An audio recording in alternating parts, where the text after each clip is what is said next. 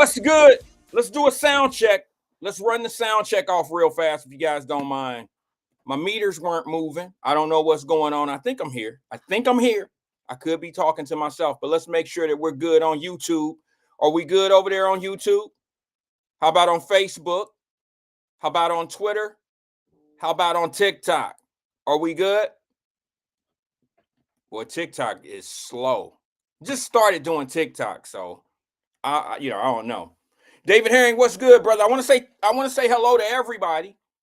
David Herring he has the checklist. It says cap, glasses, towel, mug, hoodie. Let's go. All right. He eliminated a few. Thank you. It started getting long, bro. David Herring, I want to ask you a quick question, bro, since you're here. Hey, bro, sis, I'm on my way. What time I can get him tomorrow. I can't get him today. His ass will be sitting there giving orders. I got to get to Cincinnati. I can't just, I can get him tomorrow. I can't get him today. I seen him online this morning. I seen him out walking. I seen him, I seen him looking like he from 1335 John Street with his hat to the side, baggy jeans. He looked like he got a few people that he housing at the school, like he checking their shit in or something. He looked like a bully. I'm just saying.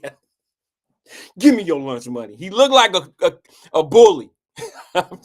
Bubble coats on and shit. I'm just playing, sis. I'm just playing. That's my nephew, and I'm claiming him. I'm still just waiting to get him them basketball lessons, them privates. We got to get him them privates, man, because yeah, we're gonna get him out on the court. She said his double starch jeans. As long as he ain't got no crease down the middle of him. I could tell his mama dressing.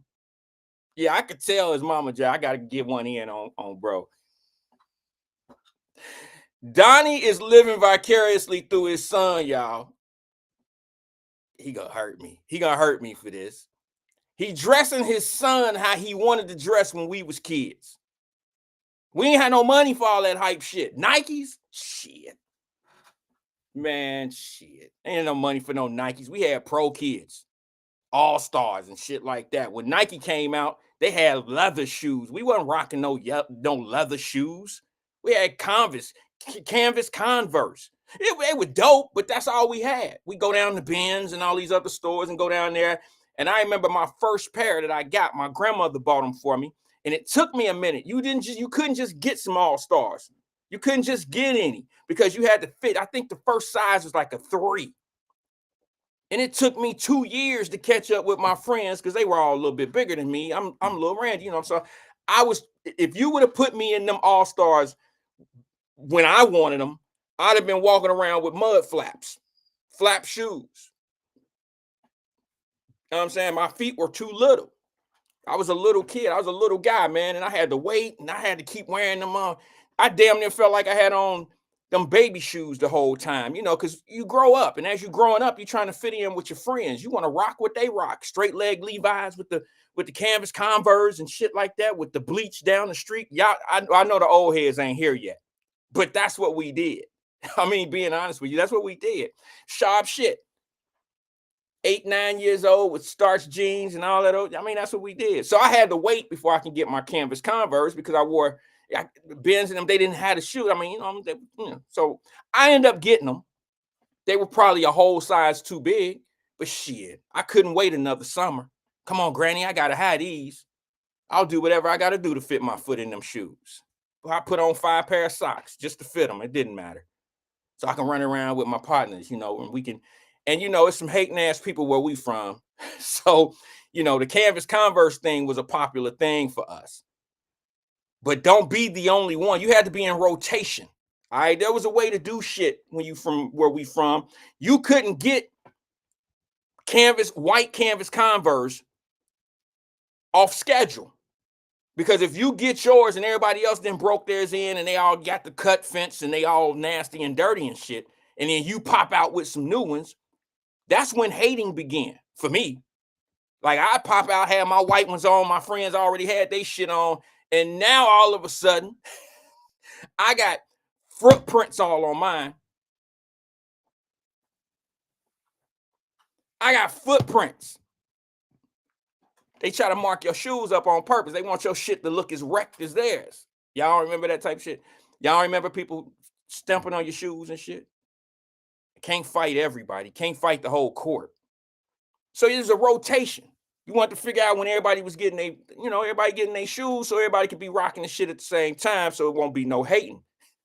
If you come out there with some all-stars on, shit, and everybody's shit is busted up, oh yeah. Oh yeah, shit. As we got older, that stopped though. That ceased. That got like one of the things, this is just one of my buddies that might relate to this. My buddy Tico, him and I, we grew up together, and he always had black Converse. You know what I'm saying? Like he wore the black ones all the time, which was cool. You know, they was dope. But he had this thing about not getting white canvas Converse because it seemed like every time he got his white Converse, we would go to Puma in them house and get a Dixie cup. For y'all that don't know, it's an icy in a cup. I know some of y'all call it some other shit. It's called a Dixie cup. They were like 25 cents. They were a quarter in a cup. And it's a freezy with a stick in it. You know what I'm saying? So we would go to the candy lady. That was Puma and them. Madaris and them. Every time we got our brand new white canvas Converse, we spilled some type of red ass icy on them. Did anybody else have that problem, or was it just me and my slow ass friends? It seemed like every time the damn icy would fall down and it would hit our feet and it would hit our brand new tennis shoes, and you had this big ass red stain on your white Converse, your white canvas Converse. Dominique, stop. It's called an icy in the suburbs. Don't show where you from up in this joint. It's only an icy in the suburbs. Nobody in the city of Cincinnati, in Avondale, downtown, Fay, English Woods, Millville. Nobody calls that shit an icy but the suburbians. It was a Dixie cup. That's what it is. No matter what color you got, whatever flavor it was, I'm going to give me one of them. Let me get one of them red ones. Let me get a red one. Red could be anything. Red could be watermelon. It could be Zulu, Shaba, throwback Madaris. Yo, you know what it was. That was the candy ladies. Sweet Pea, Shima, John Madaris. They're my family. That's how we all cool. I remember this one time. Let me tell y'all a story about, if you know where Sweet Pea and them live, if you know where the Madaris live, they live right across the street from Taft High School. Like the apartment, like in Law Homes, right there. Like you could walk out their front door and just cross the street and you in Taft High School. That's when Law Homes was right there, okay? This one time, we heard these motorcycles going crazy outside because we used to play hide and seek out in the front right there. Everything, tag, Mother May I, all the shit. We used to play that right there. And this one time we heard these motorcycles, vroom, vroom, vroom. And you know, we as young men, we kind of like that. Vroom, vroom, vroom, vroom, vroom, vroom, vroom, vroom. And we have, nobody in our neighborhood had motorcycles. Like nobody had no motorcycle. We didn't have mopeds, let alone a motorcycle. So we hear this, vroom, vroom, vroom, vroom, and it's about three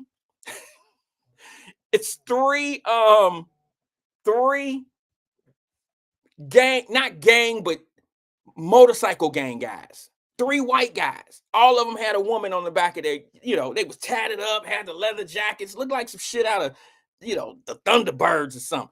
And they came through the neighborhood right on Ezra Charles, and they was, and they seen we were getting excited about it, so they kept revving it. And I was cool with it. And they all took off and did like little willies, like 2 of them made it. The other one flipped up, did a little 2-high hook slide, willie. The car went up. The motorcycle went up, flipped over. The bike lightweight fell on top of the lady that was on the back And the dude was all scraped up because he was sliding with the motorcycle right in front of, right there on John Street. And you should have seen how many people came out to help those folks.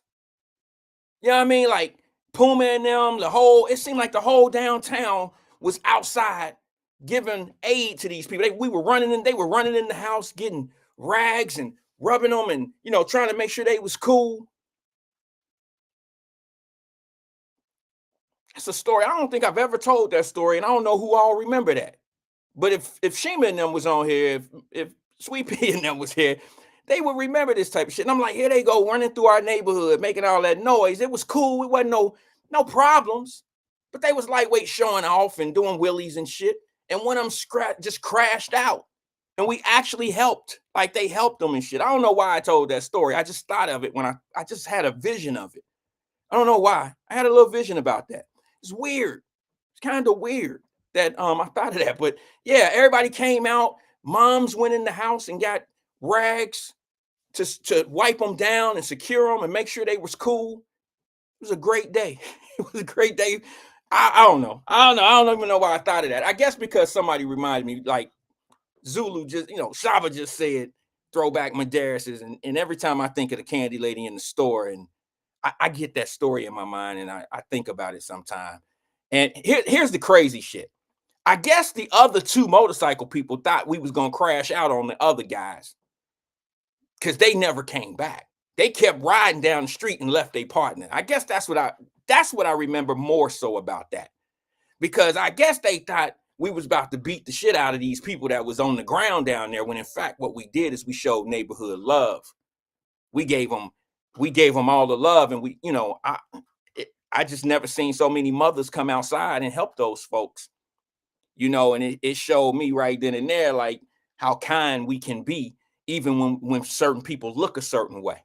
You know what I'm saying? And that's been on my mind heavy here lately, because them Nazis, those neo-Nazis that hit that bridge up there. You know what I'm saying? And it took me back, and I know this is gonna be crazy. I'm gonna go to the phone lines right here, right now. It took me back to an episode of the Jeffersons.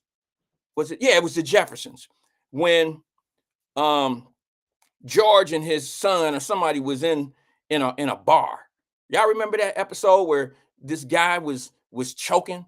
He was choking on a peanut or something. A white guy who didn't like black people. He was a white supremacist. He was like part of the KKK, and he was choking. And George Jefferson came in and rescued him, brought him back to life, did mouth to mouth. You know what I'm saying? Knocked the peanut out his throat, gave him mouth to mouth, whatever. He revived him. He kept him from dying. Let's just say that. And the guy got up, and the guy's son looked at him and said, "What happened?" And the man's son turned around and told the white supremacist, he said, "This guy right here," meaning George Jefferson, "saved you, Dad." And you know what that man said? Who remember what he said? Put it in the comment section. Who remember what that man said to his own son about George Jefferson? Who remember that episode? Is it just me? I'm the only one that still watch the Jeffersons occasionally. Y'all remember what that man told him? What he said to his son? I'll answer it. Nobody listening. He said, "That man saved me." His son said, "Yeah, Dad." He said, "You should have let me die." You should have let me die. Wow. The fuck? Hate is that strong. That leads me to a little thing that I used to think of people who really do hate and let anger rule them. I used to always say, you know what? I would never want to be in the passenger seat of somebody who just hate. Like a scorned woman, like you might have done something to her. I don't know. Somebody that just hates your ass so bad that they'll crash out. They'll kill themselves trying to kill you. And I'm like, wow. I don't even want to be in the same room. I don't want to breathe the same air. None of that. I don't want to be around anyone like that. That's just too strong of hate for me. I don't, you're willing to kill yourself to kill me. You willing to make yourself, you're willing to risk yourself and crash out, drive off a cliff to kill me. You know, you in that car. I don't know if you remember. Let me go to the phone lines before I get started here on what I'm talking about today. I don't have much, but I'll go where do what I can. Let me make sure we're hooked up. Good afternoon, caller. This is Wyatt. Who am I speaking with? This is Cincinnati King, CK. CK, what's going on with you, brother? Can you hear me okay? Yes, sir. Yes, Okay, sir. sorry, I I can hear had to you plug good, the good. phone in, man. I'm sorry. I didn't know if it connected or not. What's Nah, good with hey, you, bro? man, God is good all the time. You hear me? I hear you. You know the day my birthday. I had to call you on my birthday. Yeah, Four brother. nine, I 49, 49. 49. Yes, sir. How many times you been 49?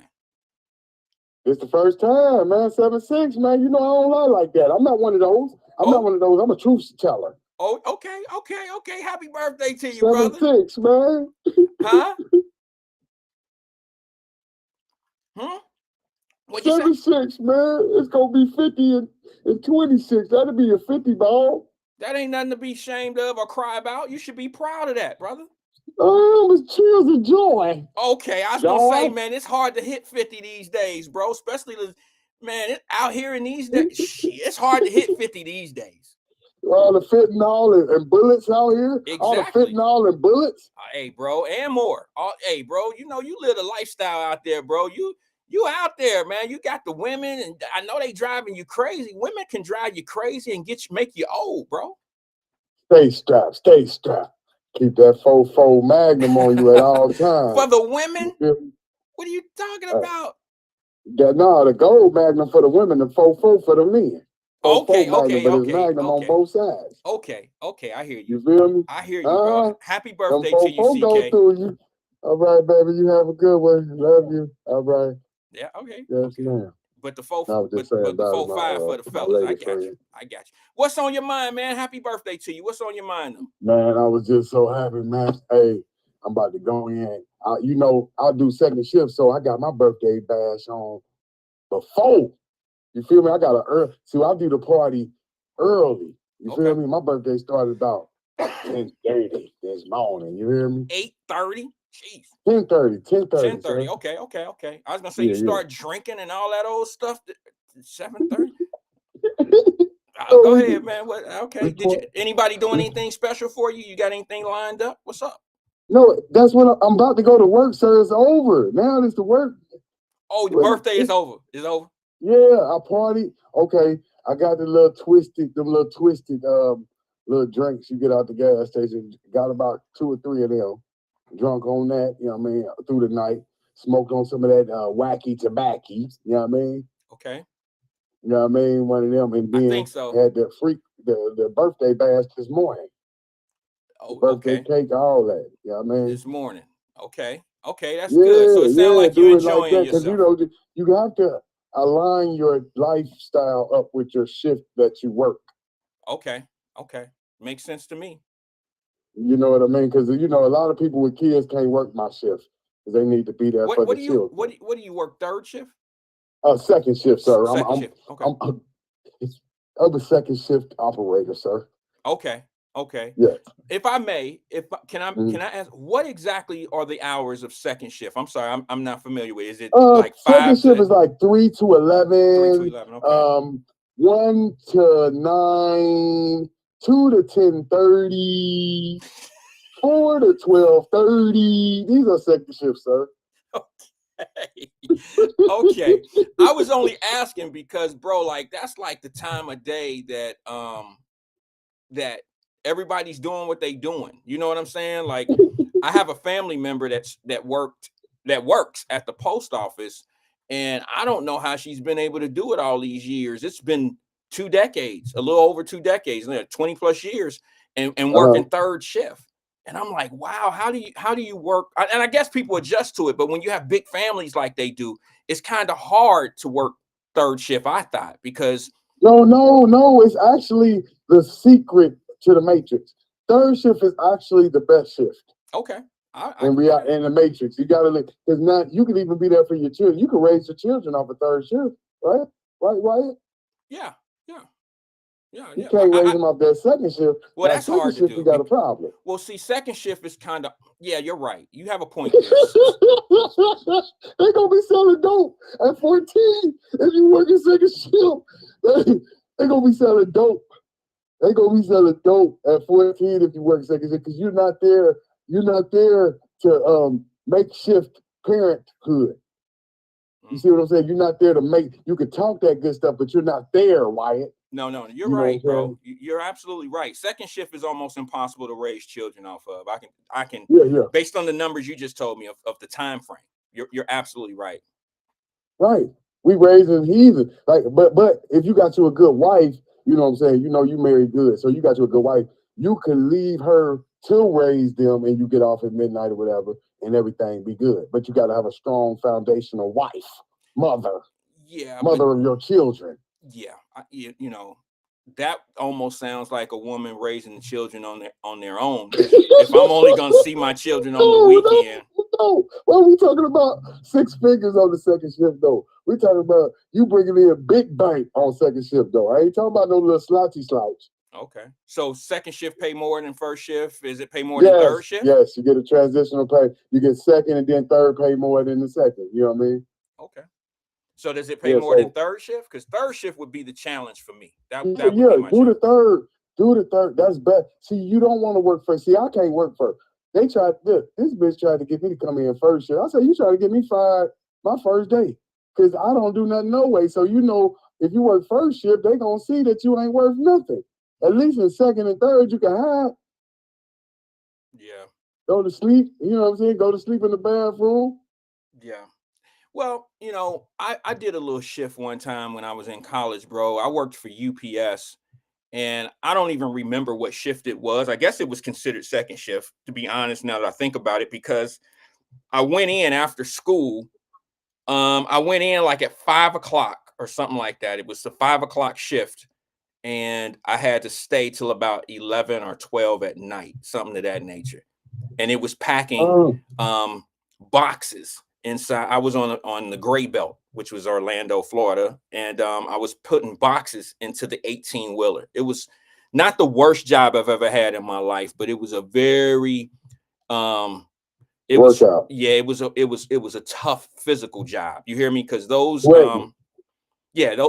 those boxes are something different. It ain't a bunch of small boxes. Sometimes you have 30-40 pound boxes back to back to back, and then you have to strategically stack them in this 18-wheeler because you might stack 2,000 packages that night or 1,500. It was some ridiculous number each night. I knew that type of work wasn't for me, bro. You feel me? It wasn't for me. But it molded you into the man you are. See, part of that experience. I ain't gonna take credit on that, and I'm not gonna do that. And the reason why, and I hate to cut you off, but I didn't want you to go too far with that. How it made me. I didn't last doing that. I found something different to do. How long did you last, sir? Let's talk about it. Do you really want to know? I really want to know if you lasted longer than I did at Amazon third shift 2 months ago. I probably did not last longer than you in Amazon. I probably did that job for maybe 3 weeks, a month to the max. Yes, you lasted longer than me, sir. Really? I did a third shift Amazon, no phone. They checking everything. I only made it a week. Phone there? 1 week. Yeah, we didn't have phones. Amazon. We didn't have phones back in when I worked at UPS. Phones was not something that how you see them carried regularly now and stuff like that. That wasn't a thing back then. Sir, the only reason you make, that's what I'm saying, that's a long time. That's a youth. That's a teenager making it. Ain't 50-year-old Wanda Wyatt doing it. That's right. A 19-year-old. So now you probably wouldn't make it 2 days in that joint. Oh, I wouldn't even fill the paperwork out unless I had to. I wouldn't even go fill an application out unless that would be my last resort, bro. Because I remember how strenuous it was. It was tough. It was very tough. I know my body. But see what I'm gonna tell you what it did though. Just that 1 week of experience 2 months ago. Now I'm a old. You know what I'm saying? So that 1 week taught me how to be without the phone because they took the phone for the whole. Only time you get your phones was on your break. Oh wow! So it broke me out of the phone addiction that everybody's on. I learned how to do it, and that was just a 1 week without the phone. Yeah. But it got me. It was like it got me out of the the addiction of the phone. Now I could be without my phone. Like I have my phone and won't be on. But before that, I'm on it 24/7, Mr. Wyatt. I feel you on that. I feel you. But I'm not the phone thing, I'm not. I'm probably guilty of being on it all the time because I pretty much run my business off my phone. I don't call what we call phones. I don't call it my phone. It's actually my computer. I can activate. Yes. I can do everything. It's a functionable tool that actually it just happens to make phone calls. I do a lot more with my phone than make phone calls. I mean, like my phone is utilized in more different ways than actually making calls. I probably use it back and forth on emails. I definitely check emails and and return Hold emails. on, sir. Now you're going too far with your statement, your soliloquy. Oh my God, that's everybody you're describing. Yeah, It's the whole world. Yeah, I know. That's probably why Oh, I'm okay. just as addicted on it as everyone else. But what I'm not addicted to is social media. I don't really do what a lot of people use their computer or their phones for now. A lot of people are on all type of platforms, from podcasts to Yeah, YouTube. sites, Do you and watch YouTube on your phone, sir? occasionally, yeah, there's a couple YouTube channels that I like to watch. They're just like this show here, but they do 15-minute increments and stuff like that. I do that. I'm interested Yeah. to know. I watch some other news outlets on my phone because I don't really like just just watching local stuff. I like to, I like other places to see how things are moving.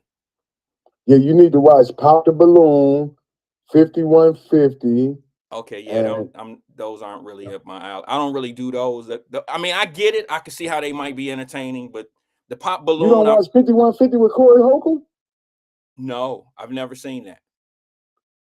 That's right up your alley. He talked just like you. Well, I'm not familiar with it. I know who Holcomb. I know who what's his name? Oh, Corey Holcomb. Corey Holcomb. I know who Holcomb is, but I Okay. don't. He's the comedian dude, right?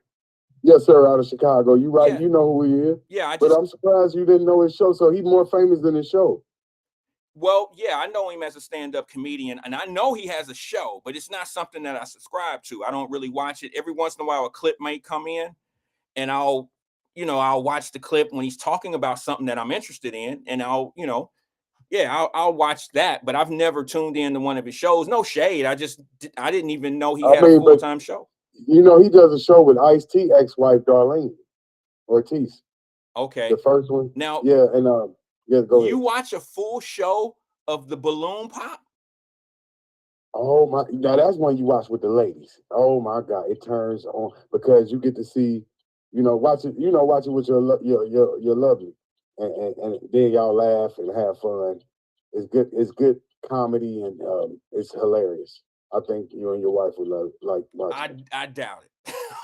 I doubt it. I'm just being honest. I watched some of those balloon clips. Like, I don't know what it's called, the balloon show. I've watched some of the clips. I guess the ones that they deem to be the funniest. I have watched those, and I've seen some people on there. And I mean, I even seen, what's his name? What's the comedian name? Dave Chappelle. Dave Chappelle even did a skit off of the balloon pop, and I thought that was hilarious. I thought it was funny when he walked out, every balloon pop, like pop, pop, pop, pop, pop. I thought that was funny as hell because I'm a Dave Chappelle fan. I think Dave Chappelle is really funny. But yeah, I seen that skit, but I've seen a few where the guys were trying to, they give the guy an opportunity to run down on the lady or whatever when he comes, right, and then she can come back with some. It's just a little like. It's just a little. I don't want to be honest with you, bro. I mean, I don't want to be shoot shade at the show or anything, but to be honest with you, man, I think it's kind of corny. I think I didn't never know about it until the Dave Chappelle skit, and then I became a fan. He made me a fan. I didn't know what that was. Oh, okay, I got you. And then I started watching it, and but the Corey Holcomb, he's a big. He hates on Darlene. He hates on everybody that comes on his show. He's a big hater. I mean, he don't like to see nobody around him shine. He's like that. That's why I like his show. He's very, very hater. I mean, he even hate on his own daughter. You know what I'm saying? He said, "I wish I never made you." He one of them guys. Yeah. What show is that? Corey Holcomb. Yeah, I don't know. That don't sound like something that I would. You say he was just like me. I ain't never said no shit like that. Damn, now that I think back on it. No, not about this. Not about. I ain't never said nothing like that. He just like you. The fuck? I ain't never. Okay, damn, CK, what you think about me? If that's how you do, is that how you describe the Wyatt Live show to people? Wyatt, let me God, he be straighten on there that talking out, about man. his daughters and shit like he wish he never had them two little bitty ass girls. They driving him crazy. Is that how you describe us out there? He just like My Kerry bad, Holcomb. my bad. Hey, he just like you in other way on the political side, not on the father. No, father, Oh, hell okay, no. Your okay, father philosophy are far apart. okay.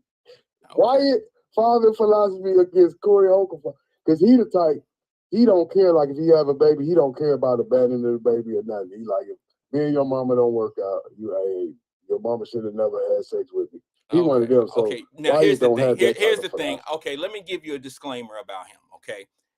I've seen him before, okay, and I've seen his stand up, and he's very entertaining. Okay, he's a different version of DL Hughley to me. Okay, he's doing that. Like he's making those type of jokes just to kind of, you know, he don't mean what he say. All right, he You don't gotta mean that. stop doing that now. You gotta stop doing that. These are grown ass men in their 50s. They mean exactly what they No, say. they You don't. gotta stop. You mean what you say? So I you mean, can't but I'm stop a little say bit, another guy don't mean what he but says. Come on now. but I'm a little bit more serious than Holcomb is. Okay, his show is more of a is a his show is Sir, hold on. entertaining You to. a father just like him. If you said you wish you never had your baby, I wish I never busted a thing in her mom. You mean that? That ain't no. Oh, I'm just joking. That's something you really mean. Just like when you say you love your daughter, you really mean it. But if you say you hate her, you think you're just joking? Yeah, you No, obviously don't huh? understand What? the craft of a comedian. Do you really think those comedians that stand up on stage and talk about their families, there's a level of truth of what they're talking about, the situations, but the reaction is what they're looking for from you. So they'll say things that are a little bit, you know, out of pocket just to get the reaction from you. That's what they do. But I mean, some people understand what's going on when they do that type of stuff, but they don't. I'm sure his daughter understands what he's talking about because he's had a conversation with his daughter about, baby, I'm just, this is how we No, deal. sir. Hold on. He was on Nick Cannon. He hate her mama. I'm talking about wishing she was dead type stuff. And he went on Nick Cannon's show and he said, "Is there anything you regret in life?" It was like making my daughter. Look Nick Cannon right in the face and said, "Yeah, the only thing I regret is making that girl." So he only Yep. has one daughter, or he has multiple No, kids? he got son. He got a Okay. Okay. son. Well, he's But I'm probably saying he's not the type of father like you. He don't like his kids. Y'all the type of fathers that love y'all children. He the type of father that hate them little niggas. You got them well. type of fathers out here. He just not. I He's remember open this. about Let his me say hate. this. Let me say this. Everybody ain't faking out here. Some people be like, man, wish I never made that little battle. Well, let me just say this. I know that Bernie Mac, rest his soul, which was one of the greatest comedians to ever live. I'll just be honest and say that. I used to love Bernie Mac. I'll say this. Bernie Mac had a lot to say about them kids of his sister's kids. He had a lot to say about them when he brought them in, he adopted them and things of that nature. He said a lot, brought a lot of laughs, but I bet he loved them to death. See what I'm saying? He had a lot to Yes. say about them kids, and it was funny and it cracked jokes. But I bet you couldn't say nothing about them kids to him. He'd get in his feelings about it because he didn't really. He brought some truth to the stories, but you would have thought, well, he must not like that little boy. But no, he loved that little boy. It's just ambiance, to be honest with you. You're trying to get you with shock value. That's all. But look, man, I'm Oh, sure. yeah, I agree with what you're saying with Bernie, but Bernie expressed his love for that gay dude, that little sister.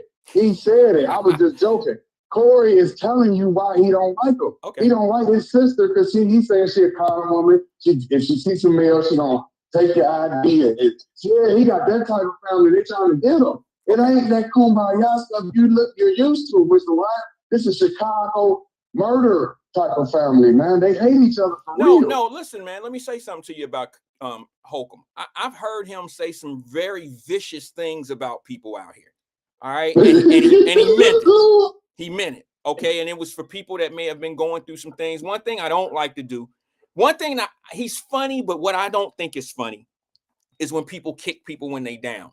Like if a celebrity is going through a situation, a public divorce, or something's going on out there, bro.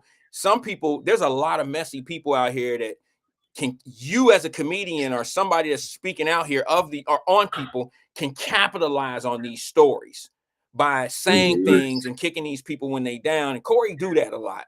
And he says things about women a lot, bro, that's kind of out of pocket. And some of the things that he may say may even be true, but it's not the type of truth that you should be saying out in the open about somebody, man. Like if you know a woman that's been divorced several times, to say certain things, your opinion is your opinion, but to try to make it seem like, you know, she ain't shit because she been through 3 marriages, you know, you can't. He try to define people sometimes in their lowest moments. You know, he a hater because he said that Dave Chappelle is not a funny comedian, and he's the #1 dude in the game. Who said Dave Chappelle's not funny? Corey Holcomb. See, that's what I'm talking about. That's what I'm saying. That's what I'm talking about. And he'll say something about Kevin Hart and all of them. You know, that's what they do. That's why Cat Williams did what he did. That's what I'm trying to tell you. It's all good. Hey, how you doing, bro? Yeah, that's what I'm trying to tell you. It ain't no good, man. It ain't. I'm just saying. I just want you to see their heart. You see what I'm saying? You see where yours at, but you see these people are here to destroy other people that look like you, man. But I'm gonna go on and listen, man. Okay, bro. Appreciate you. On your platform, all right, brother. Appreciate you engaging. Happy birthday. He gave me the down tone. Happy birthday, CK. I never did do those Team CK shirts. Never did do that. I don't know who that was that called. Feel free to call back.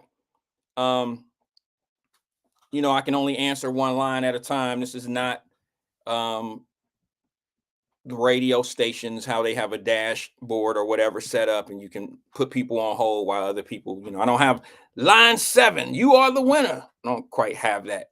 I don't want that, to be honest with you. I don't inspire to be that. This is just what we do, and we're going to stick with what we do. You know, not everything is meant in my life. Not everything that I do. I don't want to scale everything. You know, this is not a business for me. So I'm not looking to get any, I want to be better at this. I want to do what needs to be done. Like I was reading some comments that were making some suggestions. I'm open for suggestions, trust me. And I take suggestions, you know, I take them in.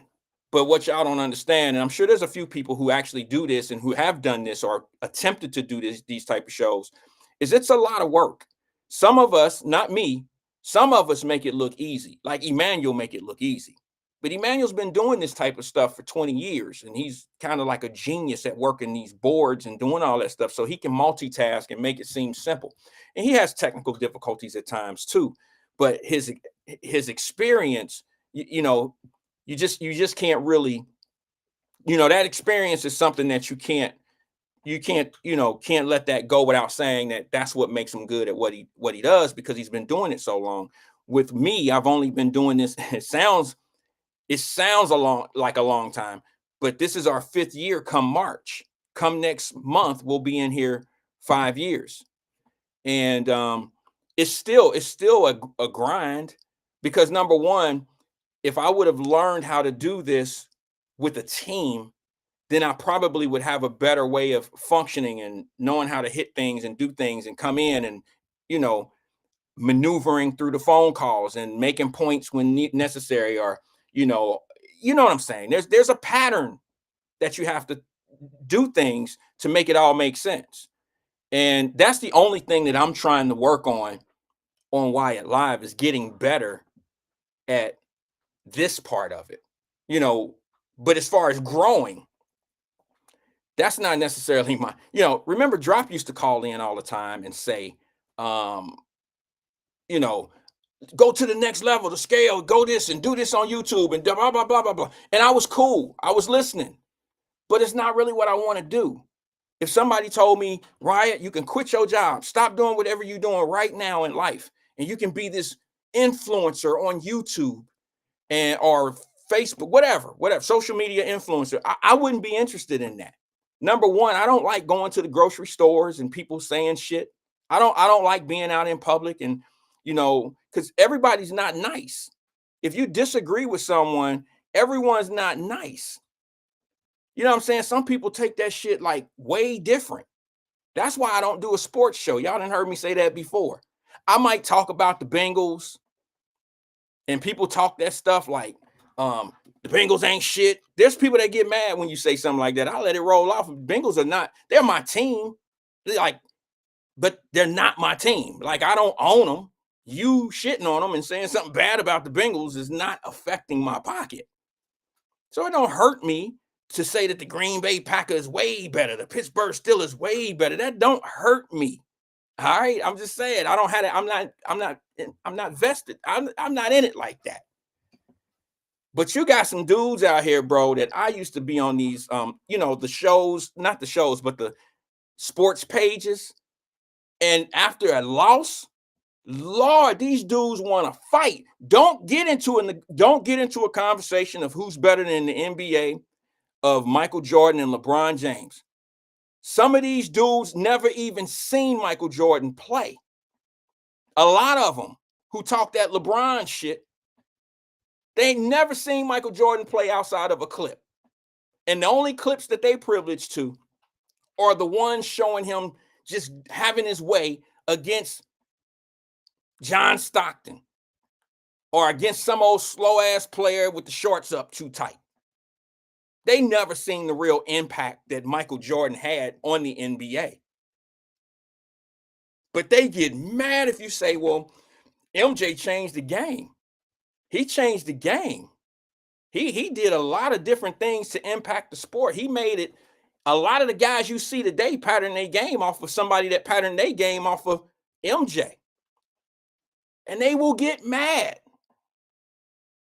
I mean, to the point where it's like, meet me at the gas station mad. So I had to pop up out of them places because I had to go off on one dude. I didn't go off, but I had to tell him the truth. Like, bro, do you know the only thing you really know about Michael Jordan is them little baby ass Michael Jordan shoes you had on when he was playing and you was in a stroller? Your daddy bought you a pair of Jordans when you was in the stroller. Your mama. Similarly, I went down to damn it, what was the store called? Coins. I'm not going to sit here and have no debate with you. And you didn't even live during that time. You was living, but you wasn't paying attention. You was in a stroller, kid. You was in a car seat. Go sit your young ass down. You don't know what MJ did. You're going off the numbers. You can impact the NBA much, much more than just the numbers. That commercial, Be Like Mike, that was some real shit. I don't see, I shouldn't say this. I don't know in 20 years or 30 years from now if they'll be selling LeBron retros. Michael Jordan made a lot of people rich. He made a lot of people rich. I don't mean just Nike.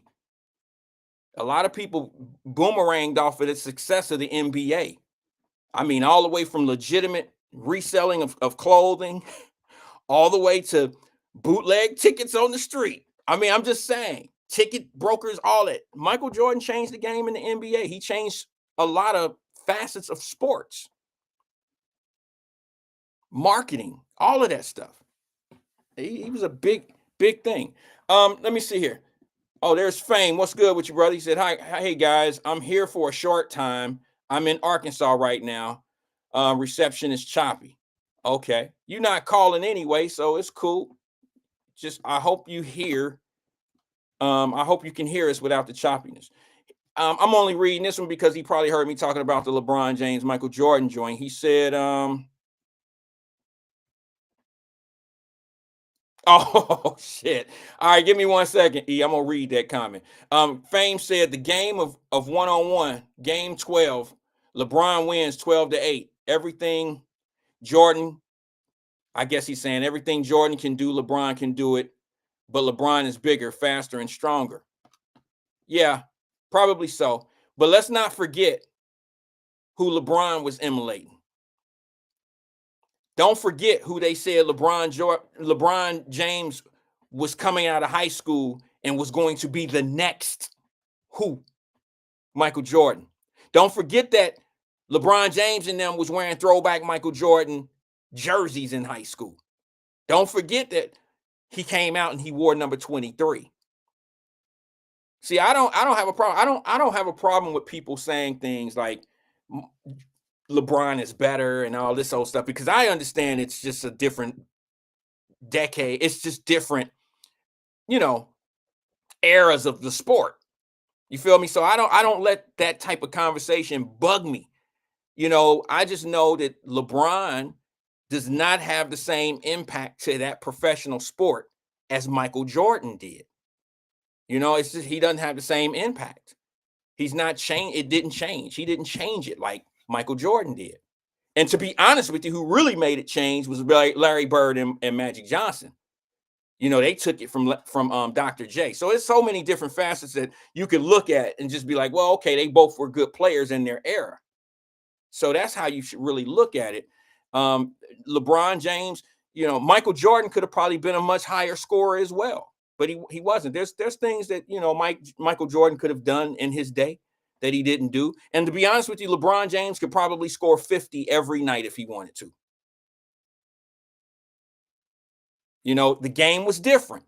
They played defense back when Michael Jordan played. This is what starts the fights. When you had to play against the Detroit Pistons, damn it, you had to wear guards. The Detroit Pistons, remember the Nasty Boys, you wasn't coming in there scoring 35, 40 on them without being bruised up. I don't know a team in the NBA right now, not in the 2025-24. I don't know a team in the NBA right now that has that type of reputation where when you come home, when you come off the road, that team beat your ass. Like they beat you up physically. I don't know an NBA team in 2025 that's delivering that same type of energy that Michael Jordan went through. I don't know. But it is what it is. All right. So I guess the person didn't want to call back. Yesterday, I made a comment based off something that I thought. See, let me take a sip.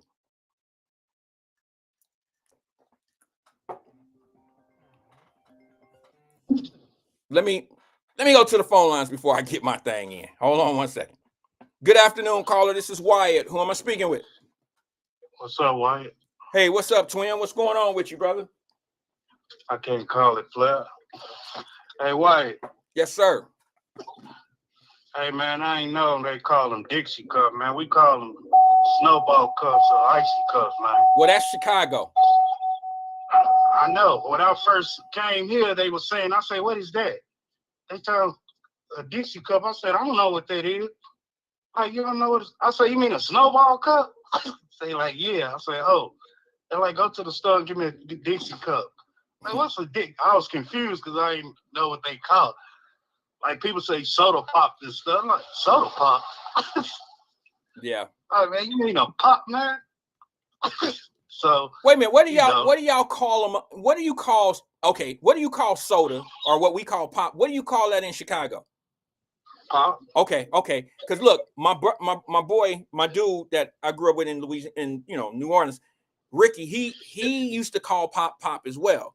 See what I'm saying? I thought he did. Okay. So because in New Orleans, they call it cold drink. I don't care if you want a Sprite, Coca-Cola, a Pepsi. Yeah, down south they say that. Give me one of them colds out there, young blood. Yeah.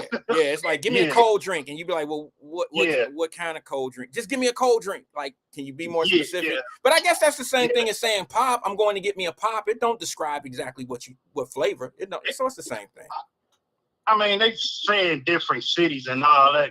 Like down south, they said, go give me one of them drinks or whatever. Mm. But we say popping. But it shocked me when I got in Cincinnati. They said, "Oh, girl said, can you go give me what they call them things, a Van Hart or some pickle, whatever that company make that pickle, Van Hart. I think I'm saying it wrong. Yeah. I know whatever the name of. They say go give me one of those in a Dixie cup. I was like, what is that? Oh, that's a bad combination there, bro.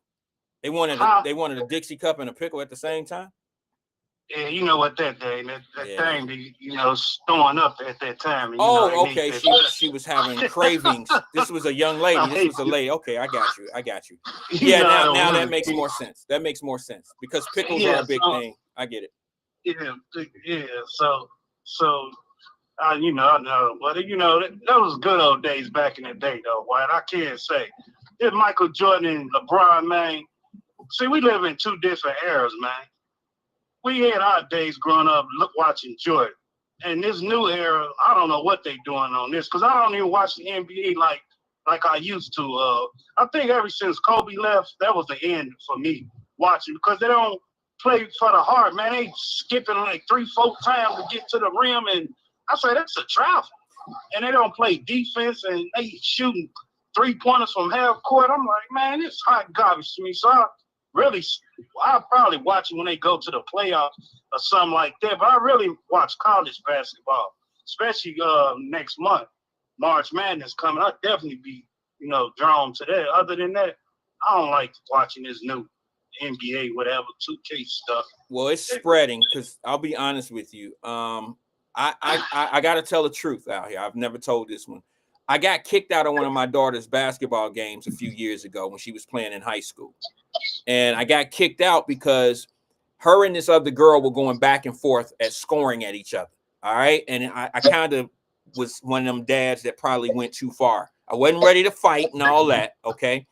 But this little girl was doing some different shit with the basketball. Like my daughter was a basic player through the legs, basic rotation of the ball, the whole 9. No carrying, no double dribble, no cuffing the ball, none of that. But this other little girl was coming down the court doing all this shake and bake, looking all like, all like some Rutgers Park and all that old shit. And I'm looking at the ref and I'm hollering to the ref like, ref, that's unguardable. You can't guard a double dribble or a carry or a slide of the ball like that. I keep saying that. And he kept warning me like, man, if you don't shut up, I'm going to have to ask you to leave. And I said, well, bro, you can't guard that. And I'm going to be honest with you. If you watch street ball and you watch how these guys playing, I don't stand a chance. I don't even go to the court no more. I can't go to the basketball court because I can't. It ain't because of my age. Guarding somebody, it's not that hard. You guard the waist. But you can't guard today's basketball player because of the shit that they do. They take 5 steps, they dribble, they run in between. They just do too much illegal shit. You can't guard that. So I don't even give it a shot anymore. Hey, did you check out Aikens this year? Aikens basketball team? Yeah, they undefeated still, I believe. Have you checked them out? No. And I read up on what's that? Miriam Purcell. Okay. The girls, they going for their 4th title. Okay. I saw that yesterday on the news and stuff. The girls team, you said? Yeah, the girls team. Okay. I like high school sports. I really follow. I'm a big advocate of I like to watch. I ain't gonna lie, y'all. I like to watch like how Woodward gonna do every year because Woodward is very competitive in basketball. That school can be competitive each year. Withrow, we kind of fell off a little while ago, but hopefully we'll be back. I think they changed enrollment over there. Something changed where we just don't get that many hoopers over there like we used to. But Woodward does well. I like to watch Taft because Taft always drag. They always going into the playoffs with some type of momentum. So they usually good guys, good team. Hughes then fell all the way off. I never see anything about Hughes, but I am a Cincinnati basketball dude. I like to watch the high schools. All right, what else on the menu, man? Which menu we talking about? On your hot topic today. Oh, I don't know. I haven't got to anything. I was gonna talk a little bit more about. I have a video that I want to show people because I was talking about the crip walking yesterday. Now, I have an issue with crip walking because of how it originated and what it represents. And I think people we normalize certain things that we shouldn't make famous and make, normal because of the history of it. You see what I'm saying? Like the backstory of crip walking, if you know what it represents, I don't know if people would be as proud of it. You see what I'm saying? So that was one of the things. I got a little small clip I want people to see. But people, she crip walk, she do this. But it's a meaning to everything, like you said, man. Just because, people, show this and do this, it's a meaning and purpose about everything. Oh, she just doing that. No, she representing, for that dude that was performing, Kendrick Lamar or whatever. But at the same time, like dude said yesterday, hell no, I wouldn't perform that crip walk because it was a crip that murdered your sister. Right. I ain't gonna show no love and mercy to them. Hell no. Right. I don't think I would ever be cool. That's why, to be honest, that's why I used to be skeptical about the police, because even though my uncle, his own guys did it, but I really at first thought that the police came in there and killed my uncle. But they dressed up like the police and everything, and I used to be scared, wanted to do my thing on one of them, but I had to get the real news and scoop info about it. But to each his own. I'm holler at you. Keep listening, player. Okay, man. I appreciate you. Thanks for engaging with us, man. You got to tell CK happy birthday. Oh, CK, happy birthday. I'm just tripping about him yesterday, but happy birthday. What did he do yesterday? What did he do yesterday? Help me, because I seen a couple comments you made. Man, you gotta start listening to Emmanuel show, because it'd be funny. I listened to the rerun. No, he was telling me, hey man, I'm wearing some pink shoes right now from some hand-me-down somebody gave me it. He went on and made the show funny, man. I said, man, I know I'll get on this podcast and everything else, radio station, but he had me outdone yesterday, man. I was putting up something at Kroger's, and I dropped everything, laughing so hard at him.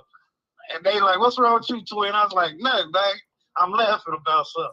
I really like CK. CK is... No, he cool. He cool. It's a blessing he made. Like he say, it's a blessing, man. 50, man, when you get up there, you have weight almost to 100, but the way society is and the way things is, why, hey, these kids ain't nobody making it, man, past 50. Yeah. So it's a blessing, Depending on how you're living. I mean, you could be the nicest guy in the world. It's still tough to make 50 because of health. 50 it's getting to become a tall number. That's when the body start doing things different. Yeah, because I was on Facebook, and I ain't gonna hold you up, but I was on Facebook yesterday, and I was looking for my homie, and I seen him, and all thing he said, I thank God I'm living today, because he got robbed in Chicago, and they, the 6 bullet was aiming at him, and he, by the grace of God, he's still living, and it was sad. They even listened to his story and everything. I'm like, man, you all right? And I inbox him like, man, damn. I was looking for you about something, Yeah. But all right, Wyatt. Okay, I'm gonna keep listening, fam. All right, man. I appreciate it. Thanks for tuning in, man. I appreciate you. Thanks for engaging with us as well. Thank you. I was twin. Yeah, I mean, CK's been calling a little while now, a couple years at least. And man, I've always found CK very entertaining. I mean, he's really a nice fella. He's a nice dude. Like when he's stuck on something, he there, but he also is the type of person that is cool with learning something and hearing different perspectives and then saying, oh, I never thought of it like that. You right. You know what I mean? Or he and then if he don't agree, that part of him too. Like he'll let you know you really think y'all about to fall out when he don't like what you're saying, or if y'all don't agree, you think y'all gonna fall out. But then by the end of the conversation, that he's just passionate about how he feels about things. He just takes it to heart and he's cool. But if you disagree with CK, man, y'all ain't enemies. You're not enemies. You're not like some people. Some people look for a reason to be mad. They want other people to be mad at you as well as them. That validates their anger for you. I don't get that. It's okay to be angry at somebody by yourself.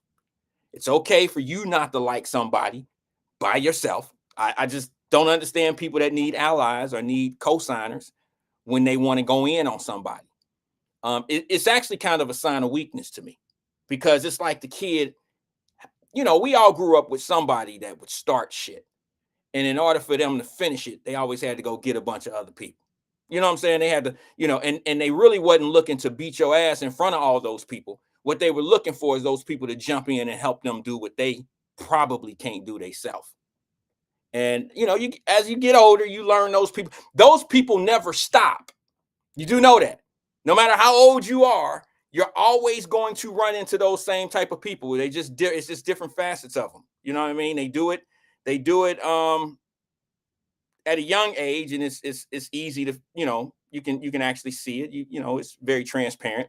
But it's just as transparent as you get older. You can see people who really fake love, and then they just want to gang up people and get on your ass and all that old type of shit. And they think that shit is slick. They think you don't know that they doing that. And it just trips me out, to be honest with you. And I'm like, damn, y'all remember I used to call it the lunchroom, 6th grade lunchroom table shit?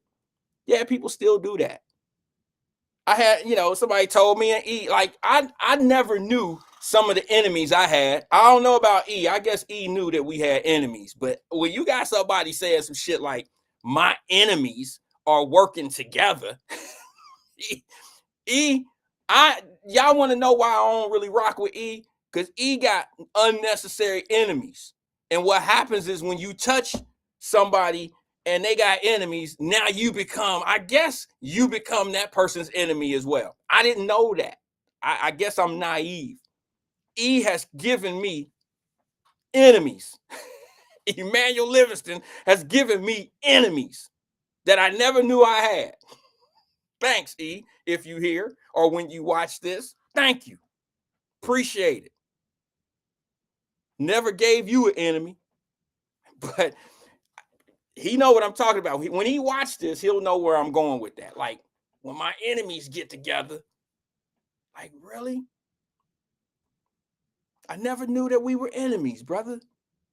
But now that I think about it, I guess we are. Once you announce that I'm your enemy, I gotta handle it like that.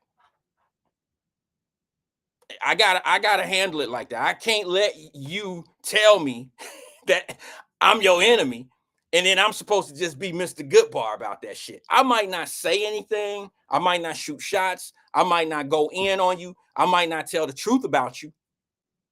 But I sure in the hell ain't gonna stand up on a stage, on a platform, and talk shit about you or make up stuff about you. Because the way I look at it is this. If we're enemies, we just need to stay apart. If I've done something to offend you, we probably should have been grown men, or you should be a grown man and ask me. Call me. If you have my number, call me. It's almost impossible not to talk to somebody these days or not be able to make an attempt. It's impossible. If you on social media, if you got Facebook, if you have any type of these devices that we got, it's impossible to not get a hold of somebody. If you can't get a hold of somebody, it's because you don't want to. And then if you attempt to get a hold of somebody and you're not getting a response back, it's because they don't really want to rock with you. They don't want to hear what you have to say. None of that. And then that's where you got to let it be. But to be an enemy and not know why, I will never try to convince somebody, hey, man, we ain't enemies, when you've already announced we're enemies. I ain't that type of dude to be explaining why we shouldn't be in. Fuck all that. I ain't that type of dude, because when you make those, oh, he is here. He said, bro, I got enemies that I even don't know about. That's why I don't be with E, y'all. Because if he don't know his enemies, but yet people that your enemy, who are your enemy, want to affiliate or associate us, now I got enemies. I need to know mine. I need to know my enemies, bro. I need to know mine. But I guess we have an enemy in common that we now know about. And that's fine. I'm cool with that. I don't care. That don't stop anything. That don't stop nothing over here, bro. That don't stop anything. Let's see. Oh, the Crip Walk joint. Yeah. Look, we talked about Serena Williams doing the Crip Walk on the halftime Super Bowl show. Maybe I was wrong about the Drake approach, because the information that I was getting about it is this. Serena Williams was an ex to Drake, so it was a diss to Drake to have Serena. Two things can be true at the same time. It could have been both. It could have been the tennis tournament that she won and got fined for making doing the Crip Walk during the tournament. And it also could have been, it could have been two birds killed with one stone. You see what I'm saying? And it was like, okay, here's a shot at Drake, and I'm going to put the middle finger up to the tennis tournament, to the tennis world. Maybe it was both of them. Maybe both people who are talking about this Crip Walk thing in the Super Bowl, maybe both people are right. Maybe the people who think it was petty for her to do it because of Drake, maybe they have a point. If that's what it really is, maybe that part of her really wanted to shoot something back at Drake. I don't know. Now that I think about it, it probably was more about the tennis thing. But it don't matter to me if it was tennis or the ex. All I'm saying is where Crip walking came from, and I know all of the people that want to be the critical thinkers of time. I watched and read some of the comments. Oh, that originated from the Indian people. Yeah, the Indian people didn't create that for the Crips and Bloods or for the Crips in California. They didn't create that because somebody stole somebody's the culture or whatever they did, and they utilized it to throw gang signs and represent their sets and stuff. Just because it came from a innocent bystander of Indians, if that's what it really did, that still don't justify going out representing gang type stuff. That's why I kind of get a little red at Twin sometime for y'all that think I just like try to just be okay with everything he says. No, I say that twins are necessary because if he's been in gangs and he's been affiliated, he's the type of person that can talk to the kids that's leaning that way.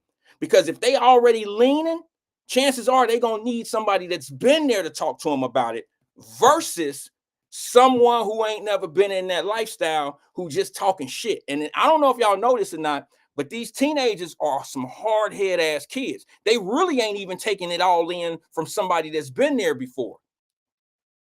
They're not really taking it all the way in from that person. So when you hear me saying, well, yeah, Twin is necessary when he talk about them gangs and the things that he's been part of, yeah, I get it. He is somebody that the kids could listen to. I've never heard him say that, well, I shouldn't say this because I have heard Twin make gang life sound fun. And that's the part that I don't condone. And I've challenged him on here, on this platform. I've challenged him about it. And here's the thing. Y'all in your feelings now because I said the same thing about Serena Williams, like I've been saying about Snoop Dogg. You see what I'm saying? No, I wasn't cool with Snoop going up on a stage in front of the world, Crip walking and throwing up the gang signs when he's doing it. I'm not cool with Ice Cube doing it. I'm not cool with these guys having this stage and our babies are watching these guys thinking this shit is cool and they don't really understand what it represents. I'm not cool with it. So when Serena did it, she got the same criticism that I gave Snoop and anybody else that did it. Don't act all brand new. Maybe y'all wasn't here when I was talking about it. Maybe this was a conversation before you started, being on Wyatt Live or something. But I've always had a problem with them normalizing the shit that Snoop and them doing and all this old stuff. Now, there's grown people on this site right here, right now. Grown people on here. So we are supposed to, we can take in information and dissect it and be different, and it might not persuade us.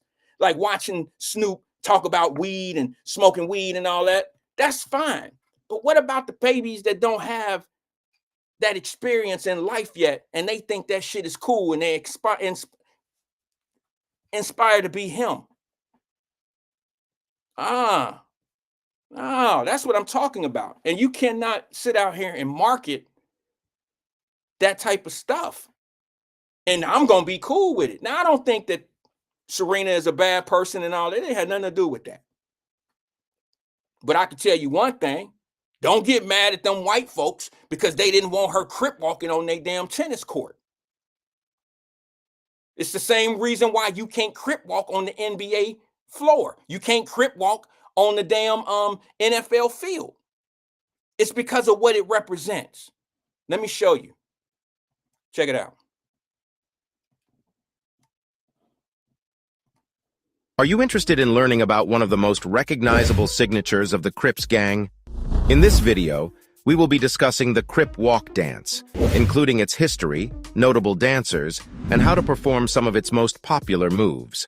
The Crips and the Bloods are arguably the largest and most notorious gangs in the United States, and their rivalry even extends to the entertainment realm with the Crip Walk dance. This dance serves as a gang sign, with the classic C-walk being used to display affiliation. Members of the Crips would spell out the 4 letters of their gang name with their footwork, and many variations of the dance have since popped up. According to most sources, the C-walk was created by one of the very first Crips members, Robert Jackson, aka Sugar Bear, in the 1970s while he was living in the infamous Compton area, California.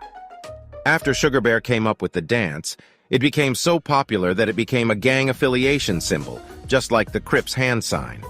The C-walk also achieved national and international recognition in the late 1980s, with popular rappers and artists like Snoop Dogg, WC, and Ice-T adopting the jittery pivots and shuffling motions of C-walking. Before we begin, it's worth noting that C-walking is still a gang symbol, and it is important to be cautious when practicing or performing it publicly, especially in areas where gang violence is high. Now let's take a look at some of the C-walking moves you can practice. The classic C-walk starts with your feet together and requires maximum relaxation for the best performance. You'll then set your feet about 3 or 4 inches apart and make a small hop forward onto your dominant foot, while kicking your non-dominant foot back and onto its toes. After a jump and turn to your left, you'll repeat the pattern with your non-dominant foot instead. The shuffle is a variation of the classic C-walk that involves shuffling your feet forward and backward, while the heel toe is a more difficult move that requires a partial twist using your toes and heel. In conclusion, the Crip Walk is a unique and impressive dance style that originated in the 1970s in California. Today, it continues to captivate audiences around the world and is even featured in popular media. If you enjoyed this video and want to see more amazing dance performances and underground music, make sure to check out KinnerkTube. Our platform is dedicated to connecting music artists and fans while promoting the best underground music around. And if you're an artist looking to get your music heard, be sure to check out our music directory promotional network. Thank you for watching, and we hope to see you soon on KinnerkTube.com. Okay, I let the end of it play because I wanted people who wanted to maybe learn how to Crip walk. Explain the motions and how to do it and all that. You can probably find how to Crip walk on YouTube. Okay, so I just know that kids pick up on things. All right, and what we've learned to do over these decades is normalize certain behavior, and then we turn around and we wonder why our kids act the way they act. And it ain't nobody's fault but the grown people's fault. We normalize dysfunction. And then we wonder how it got so far out of hand. That's it. I am not mad at Serena Williams. I'm not even mad at Snoop Dogg. I'm not mad at Ice Cube. I'm not mad at him. I just feel like, you know, we had one opportunity to try to fix this thing. My granny told me, you can't bring that music. Now I was a DJ living with my grandmother under her roof when I was a younger dude, when I first started. And I had some very foul music in my collection, but everybody wanted to hear it. And when my grandmother would hear me in there practicing and hear some of the songs and some of the lyrics, she'd be like, Rand, you can't, not in here. Not in here. See, hold on one second. Let me read something because it's kind of getting to my point. Jerica said, Wyatt, the whites can want to control what blacks, excuse me, I'm sorry, the screen is moving. The whites want to control what blacks can and cannot do. It's about race. Let's not forget about Caitlin Clark and Angel Reese. Yeah, I get it. I get it, sis. But what we don't want to do is see the things that Angel Reese does to market herself. The things that she does to market herself, I would think that black women would be a little bit on edge about that. You see what I'm saying? Because she's doing things, you know, that I feel that's a little risque. And I don't think that she should have to do that. No, I get it. It's a different world. America is going to look at Caitlin Clark as being some savior of the WNBA. I get the imbalance. But let's not put ourselves in a position where you got to show ass and chest in order to get attention from people. You see what I'm saying? I just don't like the fact that that's where we have to take it in order to be to market ourselves. And what I was saying is this: if doing crip walking and all that has a history, why are we gonna bring this history? Y'all get mad at Twin when he talk about his history in the gangs. Match that same energy when somebody trying to normalize doing crip walking and making gang behavior seem like it's like a normal thing. And that's what we've done with Snoop. Snoop is a crip. Y'all know he is a crip. He says he's a crip. Serena Williams lost a baby sister to a crip violently.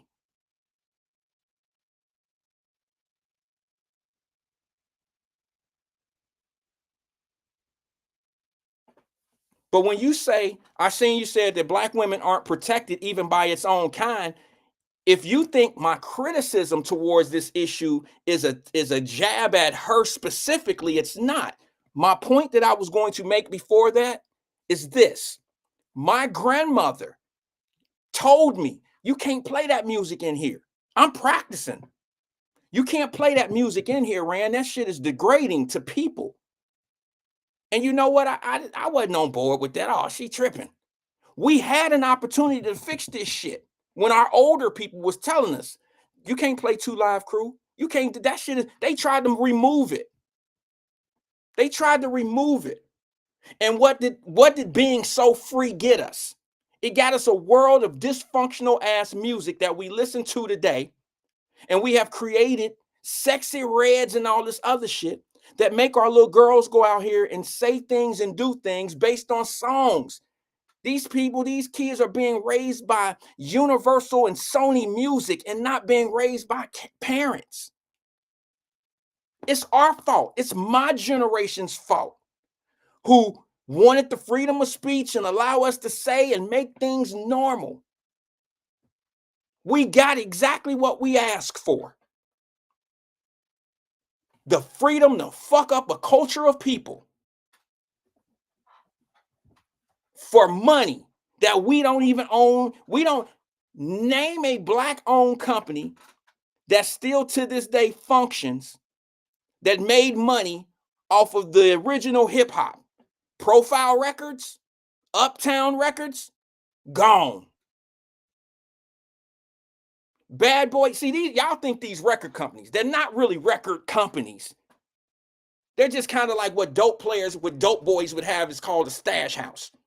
That's what a record label is for somebody that don't. These guys are all under Sony Vision, the big major brands. They're under big labels. All you as a record, if I started Wyatt Records, you think I didn't start at Wyatt Records? No, I don't really. I just have a brand that puts my stuff on there, but I'm really controlled by the distribution center, the distributor, which is usually owned by Sony,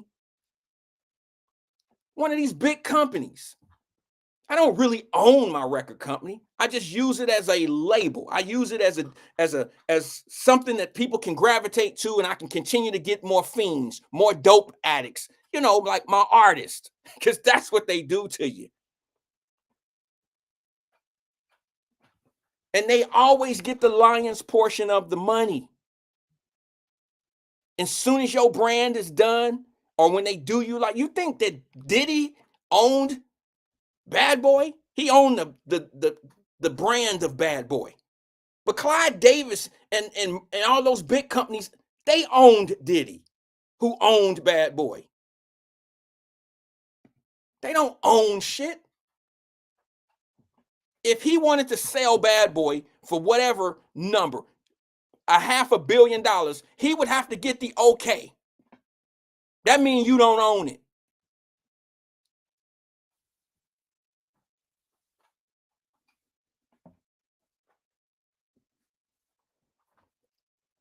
We didn't get it. But they used us. Ain't y'all getting tired of being used? They used us. And they used us to be on the front line for freedom of speech, and we can be able to say whatever we want to say. I don't care how degrading it is to our women. I don't care what it is. We started that. These kids, don't be mad at, I can't be mad at Sexy Red. I don't agree with the shit she doing. But you can thank Luke, Too Short. You can thank a whole lot of people that was on the front line of that fight. NWA had a federal case and won. Freedom of speech.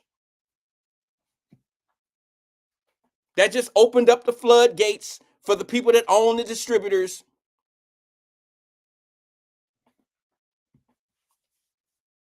to put it down our throat, sell a crazy culture, normalize it, put it on t-shirts, have our little boys walking around with the pants all down their ass.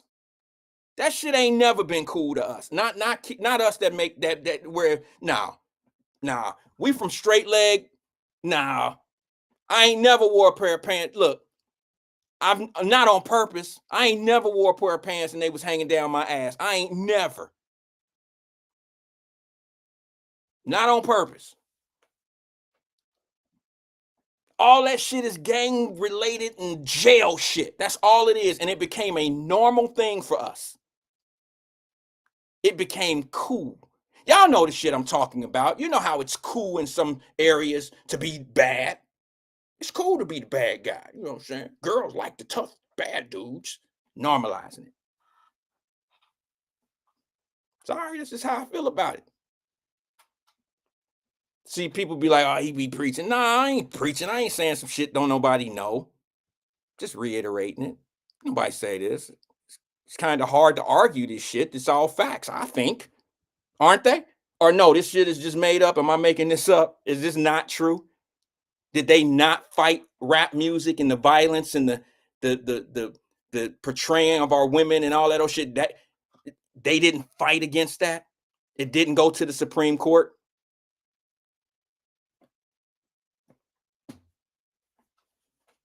Who you think that was going to benefit? And then they get a few token artists. You get the big artists like the Jay-Z's, and they use him. You think he's a billionaire because like he's a constructed billionaire. Okay, he's something that you inspire to be. And he's done a lot of things to people. But everybody want that position. And they know it. So what they do, they put him on the world stage. They normalize all the dope shit he was talking about. And I mean literally dope shit that he was talking about. Made him a billionaire. I keep trying to tell everybody, in America, you have to have permission to be a billionaire. Why you think they do? Look, they thought they had one with Kanye. But Kanye, I hate to say this because I don't like to kick people. Like, I don't like to do this. But the truth of the matter is Kanye is not balanced. 1 minute he's on a team, he's a team player, but he switched up. Kanye got a conscience on him and start saying shit that they wasn't cool with.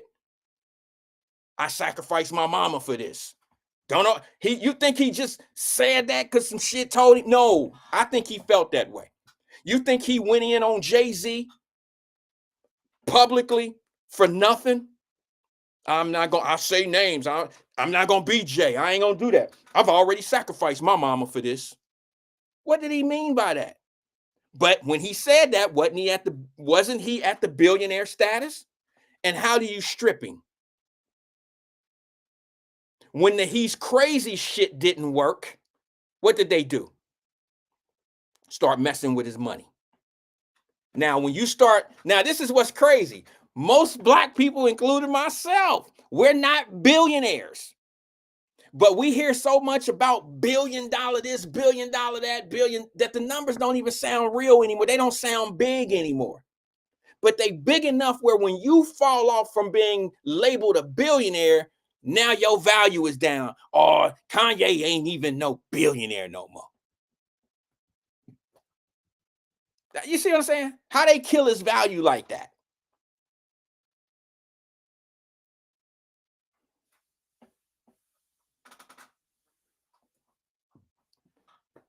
Make him crazy, tear his money down. What do you think they doing to Diddy right now? I don't know what Diddy's guilty of or innocent of, to be honest with you. I really don't know. But I will say this, the way it's structured, they doing him the way they want to do him to tear him down, no different than anyone else that they trying to get the money off of. Money and position. They definitely getting in his pocket. They tearing his brand down. They severed all his business deals. You think Diddy is a billionaire now? And then you look at someone like Dr. Dre, who's been able to stay in those circles of who allowed him to become a billionaire. Dre didn't put music out to be a billionaire. It wasn't the music that made him a billionaire. I guess it was the match that struck, made him popular. But it was the business of the music industry, not the sale of music. That's not what made him a billionaire. That's in all sports, anything, sports, entertainment. You got to understand what we missing in sports and entertainment is the business side of it. We're the talent. We generate all the money. Don't you get that? We are the talent. This is why I don't understand why we don't go off and do shit on our own. And then when you get a guy like me that say that shit, then I get this little thing over my head. Y'all hear what he said? He said we need to pull ourselves up by our bootstraps. That's the dumbest shit I ever hear people say when somebody trying to say we need to just go ahead and loke up and get our own thing. That's like somebody saying, I said that shit when I said, look what we got up in the Fay Apartments now. Swartz burned down and we don't have no black-owned stores up there. And we should have had a black-owned store up there at least 20 years ago out of the 50 years that damn Swartz has been up there. I sound crazy for that.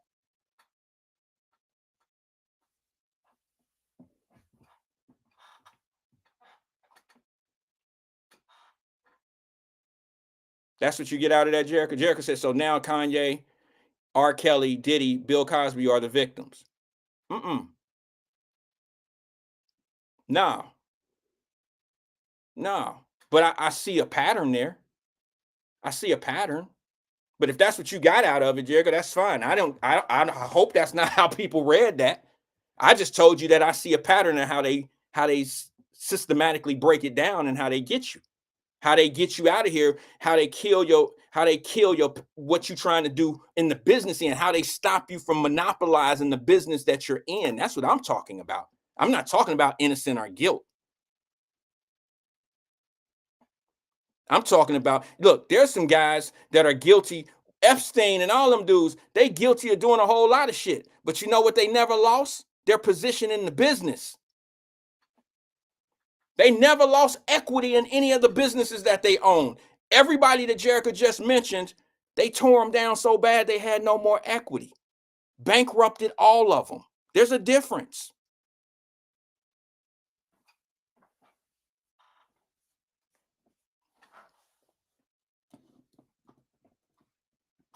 That's why I get in my feelings when I hear people get mad because look, if we start our own shit, everybody's not a businessman. Everybody's not a businesswoman. Okay, I get that. But the same thing you doing every day from 9 to 5 don't necessarily have to be where you are working that 9 to 5. If Jericho owns a business, just using Jericho as an example, go work with Jericho. Go work for Jericho. Just do something that's moving the needle where we can control what we own. That's all I've ever been saying. Everything on Wyatt Live it's all been about self-sufficiency. And there's nothing wrong with us pulling ourselves up by us. That's what they don't want to happen. They'd rather us be out on some part-time temporary shit, keep us dazed and confused. Like, for instance, I gotta say it, Lincoln Heights. Now, for 2-3 years, I've been saying how great Lincoln Heights is. It's a blueprint of how we can have a community, a city council, our own police department, our own fire department, everything. But listen to this. It took white Nazis. It took Nazis to go on the bridge up there to cause chaos for Lincoln Heights to loke up and come together. Okay, it's a good call. We up there protecting, right? But what we getting out of that? What economic growth come out of that? We show that we can work together, we can do things together, but now what do we get out of standing up there securing our neighborhood from what coming in? White supremacists? Why can't we secure our neighborhoods with economic growth? That's all I'm saying. So fam, don't always get all caught up in, oh, he just be talking that one shit. No, sometimes a message is delivered in different ways, but mean the same thing that you love. There's just some people out here that got you believing that there's one way to get it. There's one way to get it. There's just one way to get it. And maybe that one way is the way that they need to get it. But you also got some people out here that don't think that you ever gonna get it. I don't want to be around people like that because they think that one way is the way that you can get it, and they don't see any other paths of getting it. So guess what they do? They say, y'all ain't gonna never get it. We ain't gonna never get that. They ain't gonna never let us have that. They ain't gonna never let us do that. They ain't gonna never let us. Who is they? We are $2 trillion a year people. We don't even need them. And I got to say something.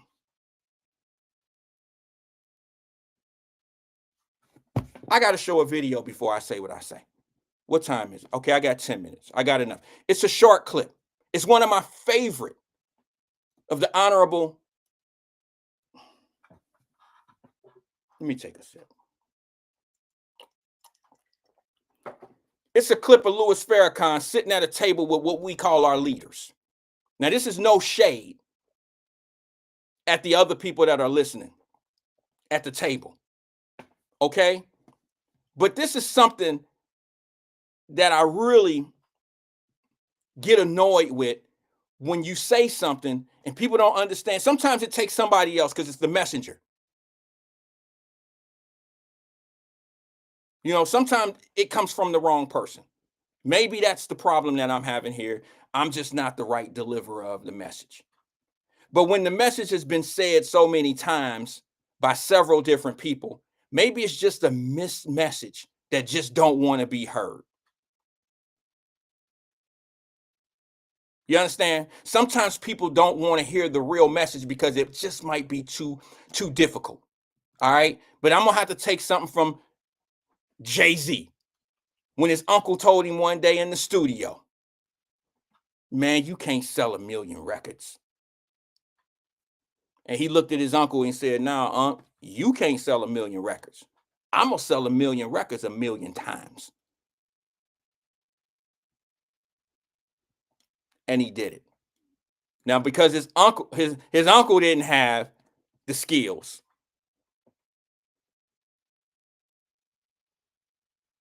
If his uncle didn't have the skills, his uncle had a mindset of it's impossible. Because I couldn't do it, you ain't going to be able to do it. But the truth of the matter is we got to get away from the people who feel like things are impossible. Too many people around us that's doing possible shit for us to feel like something's impossible. So this one right here goes to one of the things I get upset about is people hearing the same message over and over and over again and coming out with the same conclusion, and they don't change because they've been told the same story over and over and over again. They don't see a different outcome. So I love this because Minister Farrakhan told these so-called leaders sitting at the table what they really needed to hear. And what I want y'all to peep is how long ago this was and see if it's still to this day. Check this clip out.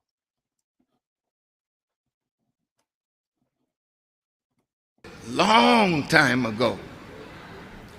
And the cry was jobs and justice. In the March on Washington in 1963, the cry was jobs and justice.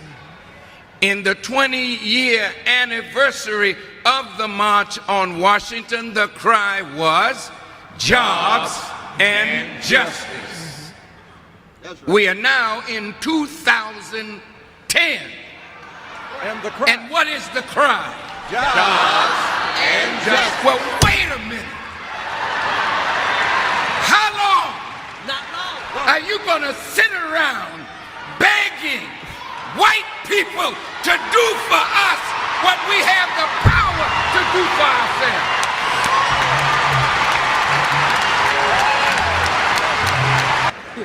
An agenda is a program, a schedule, a timetable, a plan, a list, a scheme to accomplish a certain result. We have come up with black agendas, but we've been looking to the wrong people to fulfill our agenda. And that was long.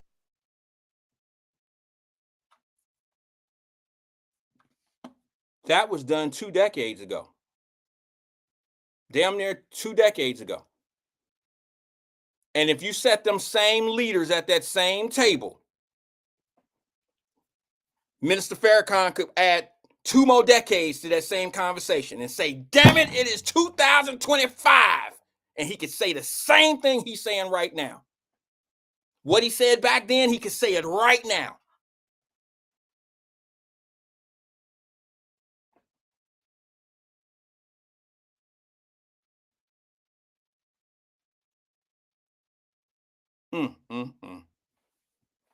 I can't even entertain that comment. I can't even entertain that. That's ridiculous. That's ridiculous. You know what? That's just ridiculous to me.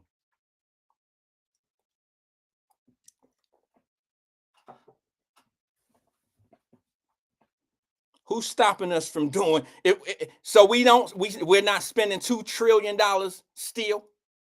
We're not still spending all this money. Listen, look, I was watching E yesterday, and he was saying something about the average salaries of black people in this country. And I heard him say some numbers, and the numbers were so high that y'all was like, no, that shit can't be right. Ain't no way. That shit can't. Yeah, it can be right. Because some people think all black people, and it's crazy, because the same people that think black people busted and disgusted and dusty out here, it be some of us that think we all fucked up out here. There's some black people in this country, a lot of black people in this country that's getting to the dough. Highly educated and got their own shit. Doctors. Look, I don't know who taught y'all that we dusty and fucked up out here, but we can sell 1 million records. Everybody ain't fucked up out here. Salaries are a little bit higher than probably you think they are, because somebody then told you that we just can't do it. And there's people that don't pay attention. They ain't watching this shit. They not watching these conversations. They already know the truth. They getting to the dollar. They getting to the back. They doing what they need to do. But what we need are those same people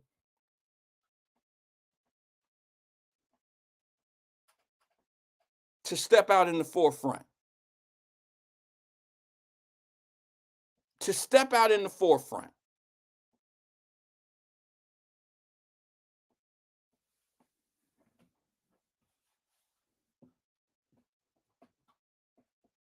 Jericho said, Wyatt, let me say this. I don't have to agree with everything you say. So why get bothered when I speak my own opinion? Do you surround yourself with yes men? What are you talking about? What are you talking about? What did I say that you? I ain't bothered by nothing that you said. Oh, you know what? See, it's funny you say that, because I said what I said, and it was pertaining to another comment, and it must have been you thought I was talking about you. So maybe you getting bothered by my emotions of something else. Isn't that funny? You think I'm bothered by something you said. Maybe it was because I said I'm not going to entertain it. Are you reading all the other comments, or are you just reading what you writing? You didn't bother me, Jericho, with a comment. That you didn't bother me at all. I'm using you as an example of what I'm talking about. Come on, sis. You can't accuse me of doing what you're doing. Come on.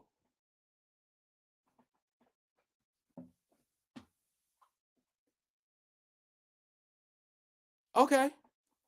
She said, sir, I can see when you react my comments. So you think I can only, you don't know what our board look like. E might be able to tell you, y'all listen to E. He might be able to tell you there's about 7 comments on the screen at one time and they scroll like this. Same thing you see there, I see a little bit more.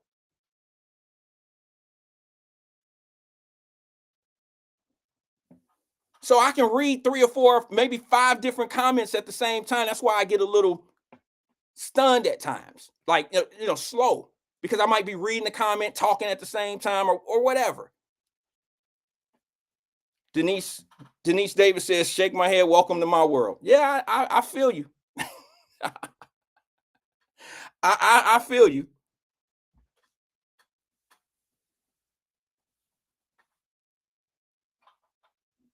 Oh, come on, sis. Come on now. Now I'm gonna make a reaction to what you just said. She said, Dominique Friendly. See that you ain't got to pull Dominique in there. If that's how you feel. That's how you feel, sis. She said, Dominique Friendly. Apparently, it's a man thing. See, that's how y'all get. Y'all get one of them ways where when somebody say something, you make it a man versus woman thing. And see how all that is getting away from what I was talking about. See what I'm saying? It throws off the information. It kind of we on some other shit. We into some emotional stuff versus what's our next step? Where do we go from here with Lincoln Heights, St. Louis, Detroit, Milwaukee? Y'all see what I'm saying to you? Them same little 12, 13 actors that came through Cincinnati up there, they didn't hit all them other Columbus, Ohio.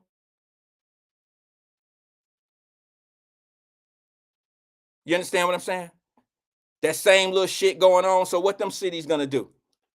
How we off the conversation of what Minister Farrakhan just said? Why we not talking about that? Why am I explaining emotional shit here instead of talking about what's next? What he said was 2 decades ago, and you can say it in 2025. And anybody that want to incorporate it with the politics of today, it ain't got nothing to do with the politics of today. This shit was 20 years ago. You could have said it. You could have said that same thing 10 years ago. You could have said it 15 years ago. Let me go to the phone lines before I get out of here. I'm at the top of the hour. Good afternoon. Excuse me. Good afternoon, caller. Who am I speaking with? Can you hear me okay? Let me cut you up. Can you hear me? I can hear you. Can you hear me? I can hear you. What's going on? Hey, brother, how you doing? Marquetta. Okay. I had to get in on the conversation. I try to stay quiet because, I can get real emotional. But Brother Dante, I think it was, made a good point in the chat. The most unprotected person in our community is our children. Who did you? Hold up, Marquette. I'm sorry. I'm on a little delay, I guess. I'm sorry. I want to hear what you said. You said somebody made a point in the chat. Well, I was in court, so I don't get to be in every show. I don't know what every discussion is, and I don't listen to all of the podcasts. You know what I mean? Mm-hmm. So I don't get. I don't know what the atmosphere is, but as far as I think Twin had called one of the sisters out her name, or I didn't know that. Twin, don't do that. Yeah, it's not good. I don't condone that. Twin know that. I didn't see it. I didn't know nothing about it. But what I remember when you played the video of Nina Turner. Yeah. And Nina Turner said the problem with the Democratic Party is, and they say the same thing about the church, is that it emasculates our men. Right. And so when I do go into these little chat rooms and watch these little shows, that's what I see. I see people job shaming the brother, just talking down to him like, because his opinion is different politically. It's like he fair game. And I get it, but we gotta stop. I had to call in because it's a child right now. It's an 11-year-old little boy who had moved in with his teacher. It's a white lady, right? Mm-hmm. They're showing a picture in the media of his upper chest and his chiseled stomach. And the teacher is on trial. She's about to go to trial for child molestation and rape because she had a baby by this little boy. She had been raping him since he was 11 years old. Yeah, that's different. And yeah. And the media is a black boy, and the media is showing him like he's the aggressor because he got muscles, because he looks masculine and manly. And she's saying he came on to her. That's irrelevant. That's not even relevant. It's still a crime. But that's the media is what I'm saying. The media is pushing it out there like little black boys can't be little black boys. Like our men can't be men. And what happens when we say, the black woman is being attacked, is the case is another case. Y'all in a sanctuary city up there.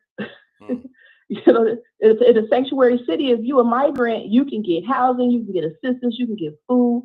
It's a woman with, I guess she might have had her first child at 16. So she had children from ages 13 to 2, and her 2-year-old and her 9-year-old. The lady in Detroit. Right, the lady in Detroit. Yeah. And her kids died in the van because they was homeless in the van cold. She was the mother of 5 living in a van. No sanctuary. There's no sanctuary for us as black women, as black children, as black men. There is no sanctuary. And when we say something that is specifically about us, it is us. It is us who will cuss each other out. I don't get into the name calling. You know what I'm saying? But I understand sometimes we got to do that. Sometimes you got to draw the line in the sand and let somebody know. But brother, I've been like I am for years.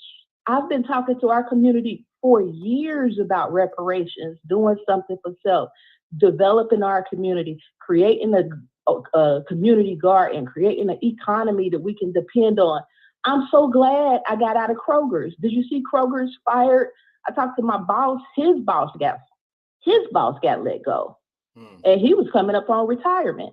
But because, like I told you, Kroger's and Albertson was not going to let that merger happen.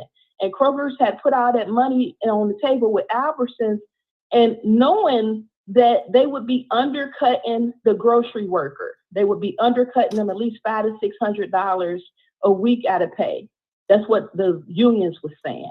Okay. Knowing that they wasn't going to be able to merge, they kept dragging it out. So now Albertsons got to sue Kroger's to get the money back. They invested for the merger, which impacted C-level and B-level and consultants at Kroger's. So you have a large staff deduction at the Kroger's headquarters in Cincinnati. I'm so glad you said start a business, because I would have been one of those people who would have been fired for duplication of services. You see what I'm saying? Yeah, you're talking about some time ago when we were having the conversations on the show, and you decided to listen to Wyatt Live, and you kind of took some of the things that we said and applied it to what's going on in your life.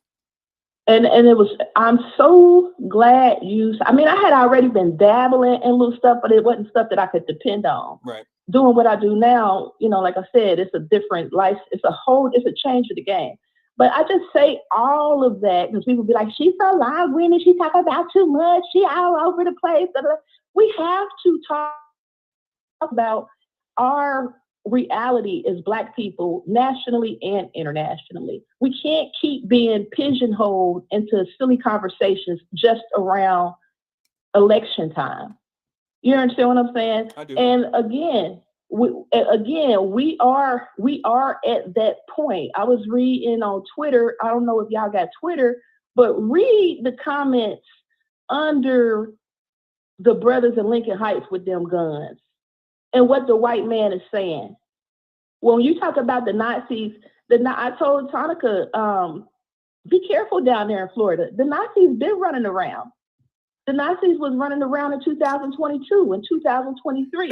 The day that they went on the bridge in Lincoln Heights, one of the main Nazi heads was in court for plotting to blow up the Baltimore electrical grid.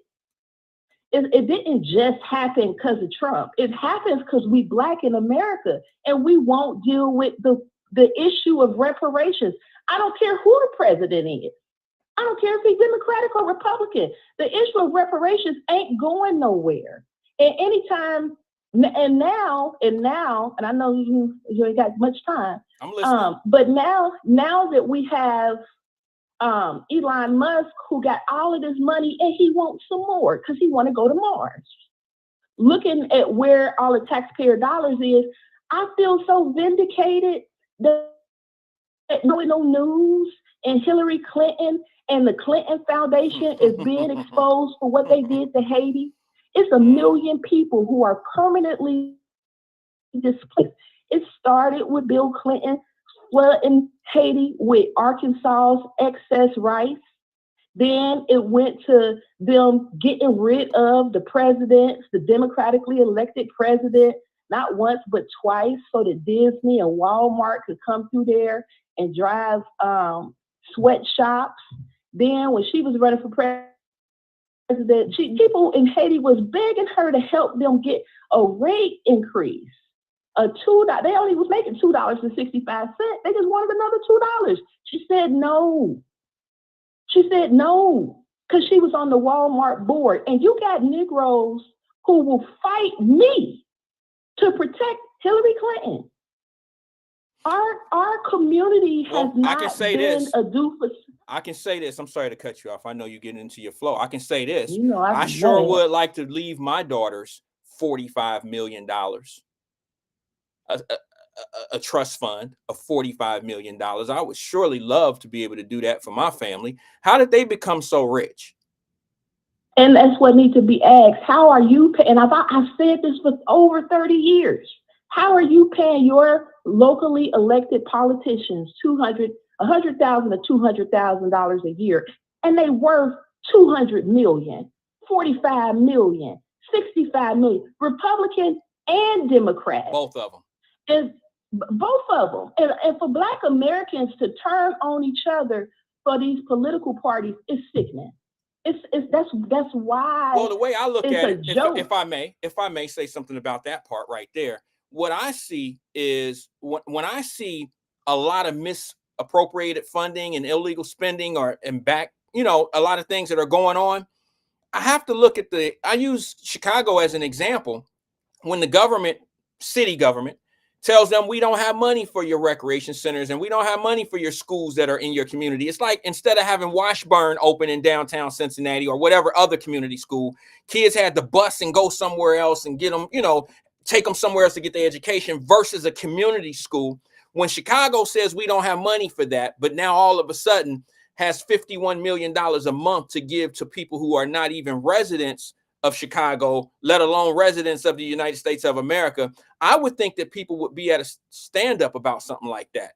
But of course, when you talk about that, you're taking one side over the other instead of people really saying who you shooting shots for. You're shooting shots for your people. Now explain to me, Chicago, why y'all have money all of a sudden to do these things. You can petition the government for portions of the money. Now you want to raise taxes on the citizens to do the things that you could have done for the inner city in Chicago, but you refuse to do that. I don't understand why that's not a conversation. But for 3 years on Wyatt Live, I pushed Chicago, 2 years of the immigration problem, and I couldn't get any response, but I guess Twin, because he's from Chicago. But that's all I could get. Everybody else say I'm a Trumpster because I'm talking about how Black people being treated in Chicago. It's just ridiculous to me. It's like if you're not on the same conversation of certain people, then you just an opt. And that's just crazy to me because I don't know any other people that do that shit. Let me just say this one thing real fast before I move on, because I got to get this out so it'll make sense to what I did earlier. I'm looking at the average salary of Black folks in this country, not in just the state. That's right. Average Black folk is $56,000 a year. But now answer this one to me. How is it that Hispanics and Asians are higher than us? What do they have privilege of? They brown people too, aren't they? What do they do that's different than us? Why aren't we making more noise about that? See what I'm saying? Like, what are they doing in their culture that's different that they could make? Hispanics make $65,000 a year average. what is that? About 11,000 on the year more than us? How is that possible? And then Asians are sitting at an average salary of 112,000 a year. How is that possible? We are not allowed to talk about our group economic situation. And Dr. Claude Anderson told us that we got till 2050 before, as a group, we are zero. Our wealth is going to be zero. It is not by chance that there are so many Black government workers. It is Black government workers in the civil service they're going to be the biggest cut to our Black wealth. Here, hold on. Let me address one thing. I'm sorry, I didn't mean to cut you. Tanika says Asians aren't brown people and put her eyes up at me. What you don't understand is they get privilege of the affirmative action when it was affirmative action. Asians also get DEI. They're both of those things. They were elite. In DEI for sure, they got a higher percentage of DEI privileges. So when I say brown people, if they're categorized as brown people on the paperwork from privilege of getting subsidies from the government, then damn it, they brown people. If they can get the subsidies from the government, you got to put them in the category of being brown people. That's how I see it. I might be wrong. I'm gonna have to make me a little video after you hang up, because I've been studying my stuff, but I got into a Facebook study group, and dude, he be drilling us. I'll be like, thanks. So like, I ain't learned nothing. I've been studying for the last 2-3 months, but he be drilling us. And ain't none of that stuff that he be drilling us on. I don't know none of that. But I be distracted because I be wanting to talk to our community, but the community attacks the Black-centered voice. When I go about Black women being murdered every 5 hours, that's so what? She a man hater. Nigga, it's a man on trial right now who burned his stepmama alive. He on trial for murder. I want him to get the death penalty. I want you to know, same way Laken Riley's men fighting for her, and you want those extreme penalty. I want the most extreme penalty for anybody, even if they Black, that does something like that to our women and children, because those are vulnerable people. You see, you do understand what I'm saying? No, I it's not totally that understand. I hate men, and to be attacked. I mean, I'm so glad that you feel what you feel. That I want you to feel the anger and the hatred that people send towards you, because you saying we need to do for self, start our own businesses, create an economy that we can depend on. You don't have to start the business. Each other. You don't have to start the business, but if enough of us start businesses, now we have different options of where to work. You see, and now you build and you become. It's a different situation when you're a Black-owned company and you have a bunch of people that look like you and feel like you, go through the same things that you go through. Trust me, life is a lot easier and better for us when we can control the money in our hands several different times. It's funny because I've employed people that look like me for over 20 years now. And it's just a different feeling when you cutting a check. You feel good. You feel like you giving back. You feel like you part of something that's helping people. It's a different feeling. People, I believe that most people, I have never had a person go out on the limb and say, I can't stand working for Wyatt. He's the worst supervisor, boss, or whatever they want. He's the worst guy in the world. I would never. Most people that we part ways is because they end up going their own way and doing what they want to do, or they just kind of just leave the industry. I've never had somebody just leave the company because we just had a fallout. Now I can't say out over EEOE fallout because somebody discriminating against them. Yeah, no, I've never really had anything like that. We have been. You can go. I see you play Minister Farrakhan, but you can go further back with with Muhammad Ali. He was having these same conversations in the 60s.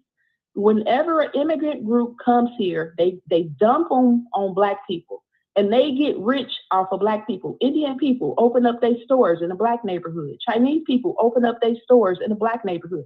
Arabs open up their stores in a Black neighborhood, and they take our wealth high fructose corn syrup, so they leave us with diabetes.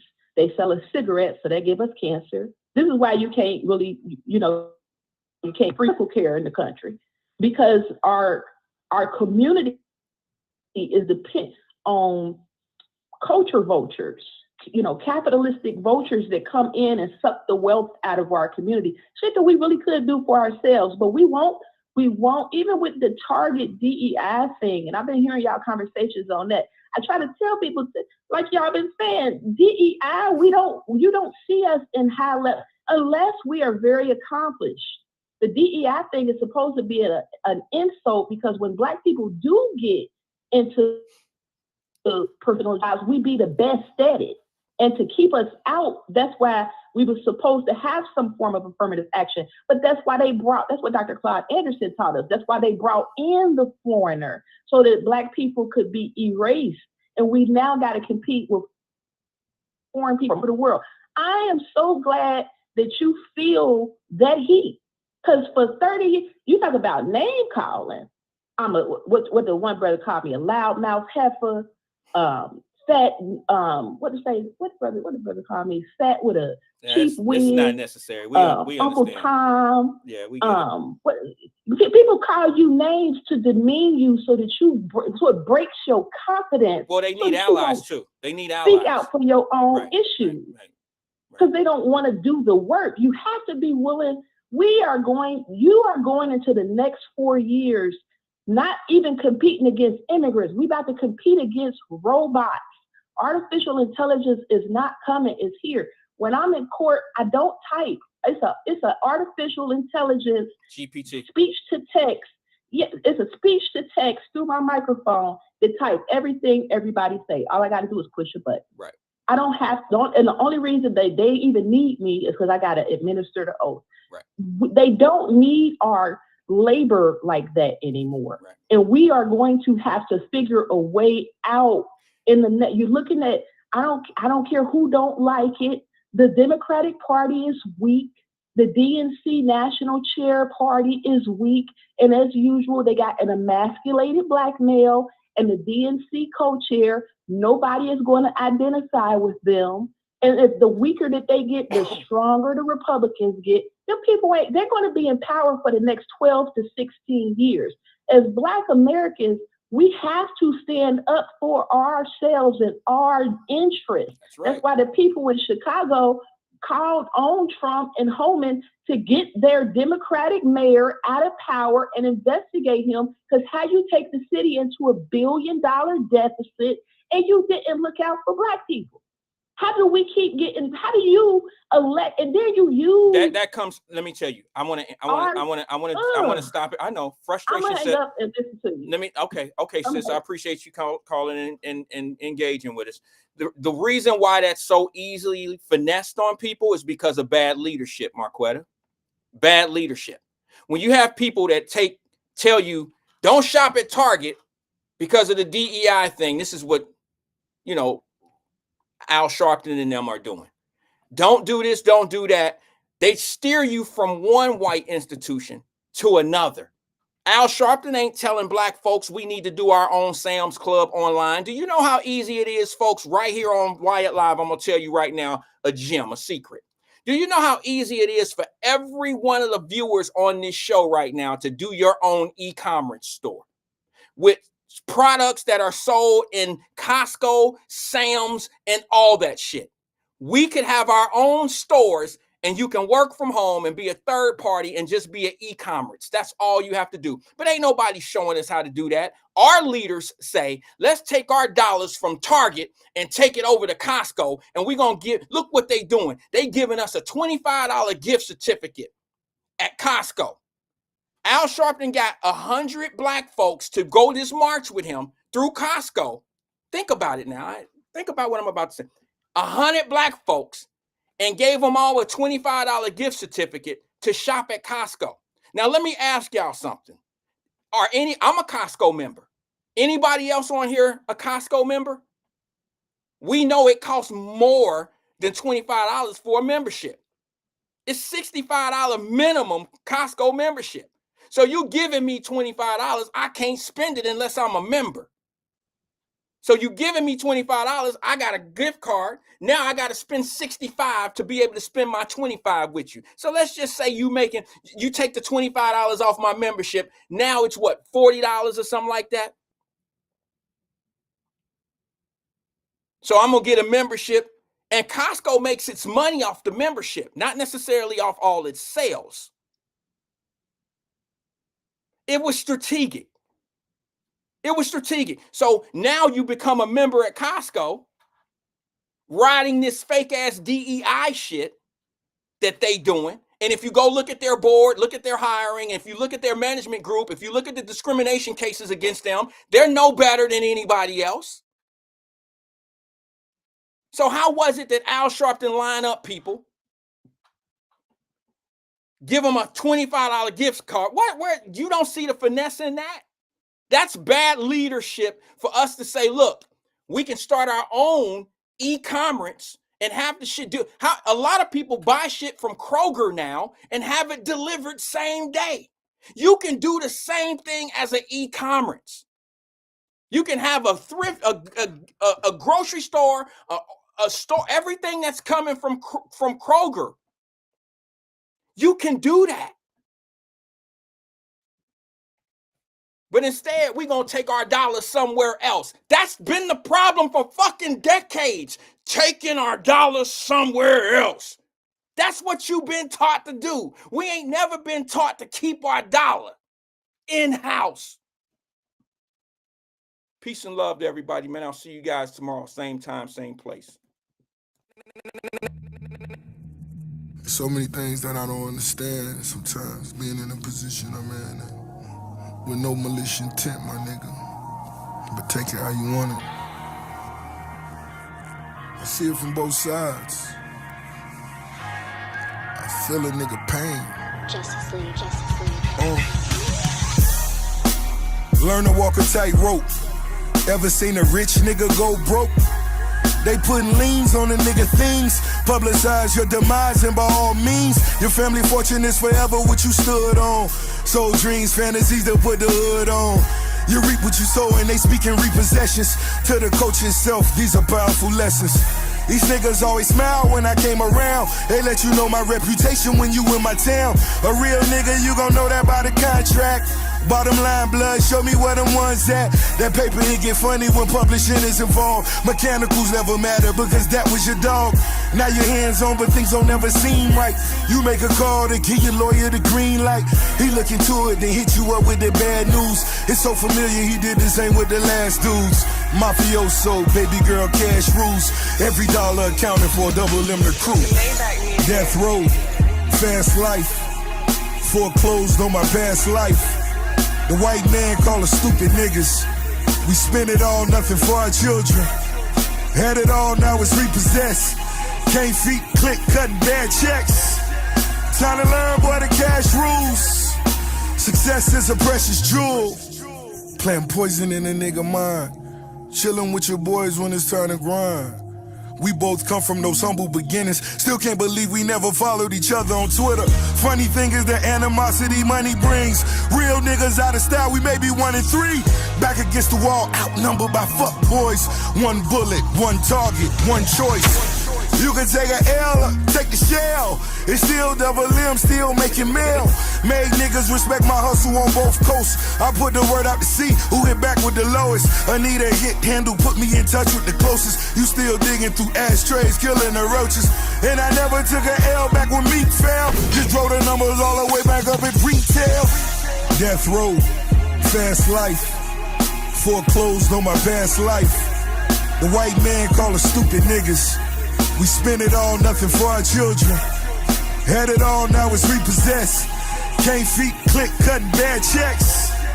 Time to learn, boy, the cash rules. Success is a precious jewel.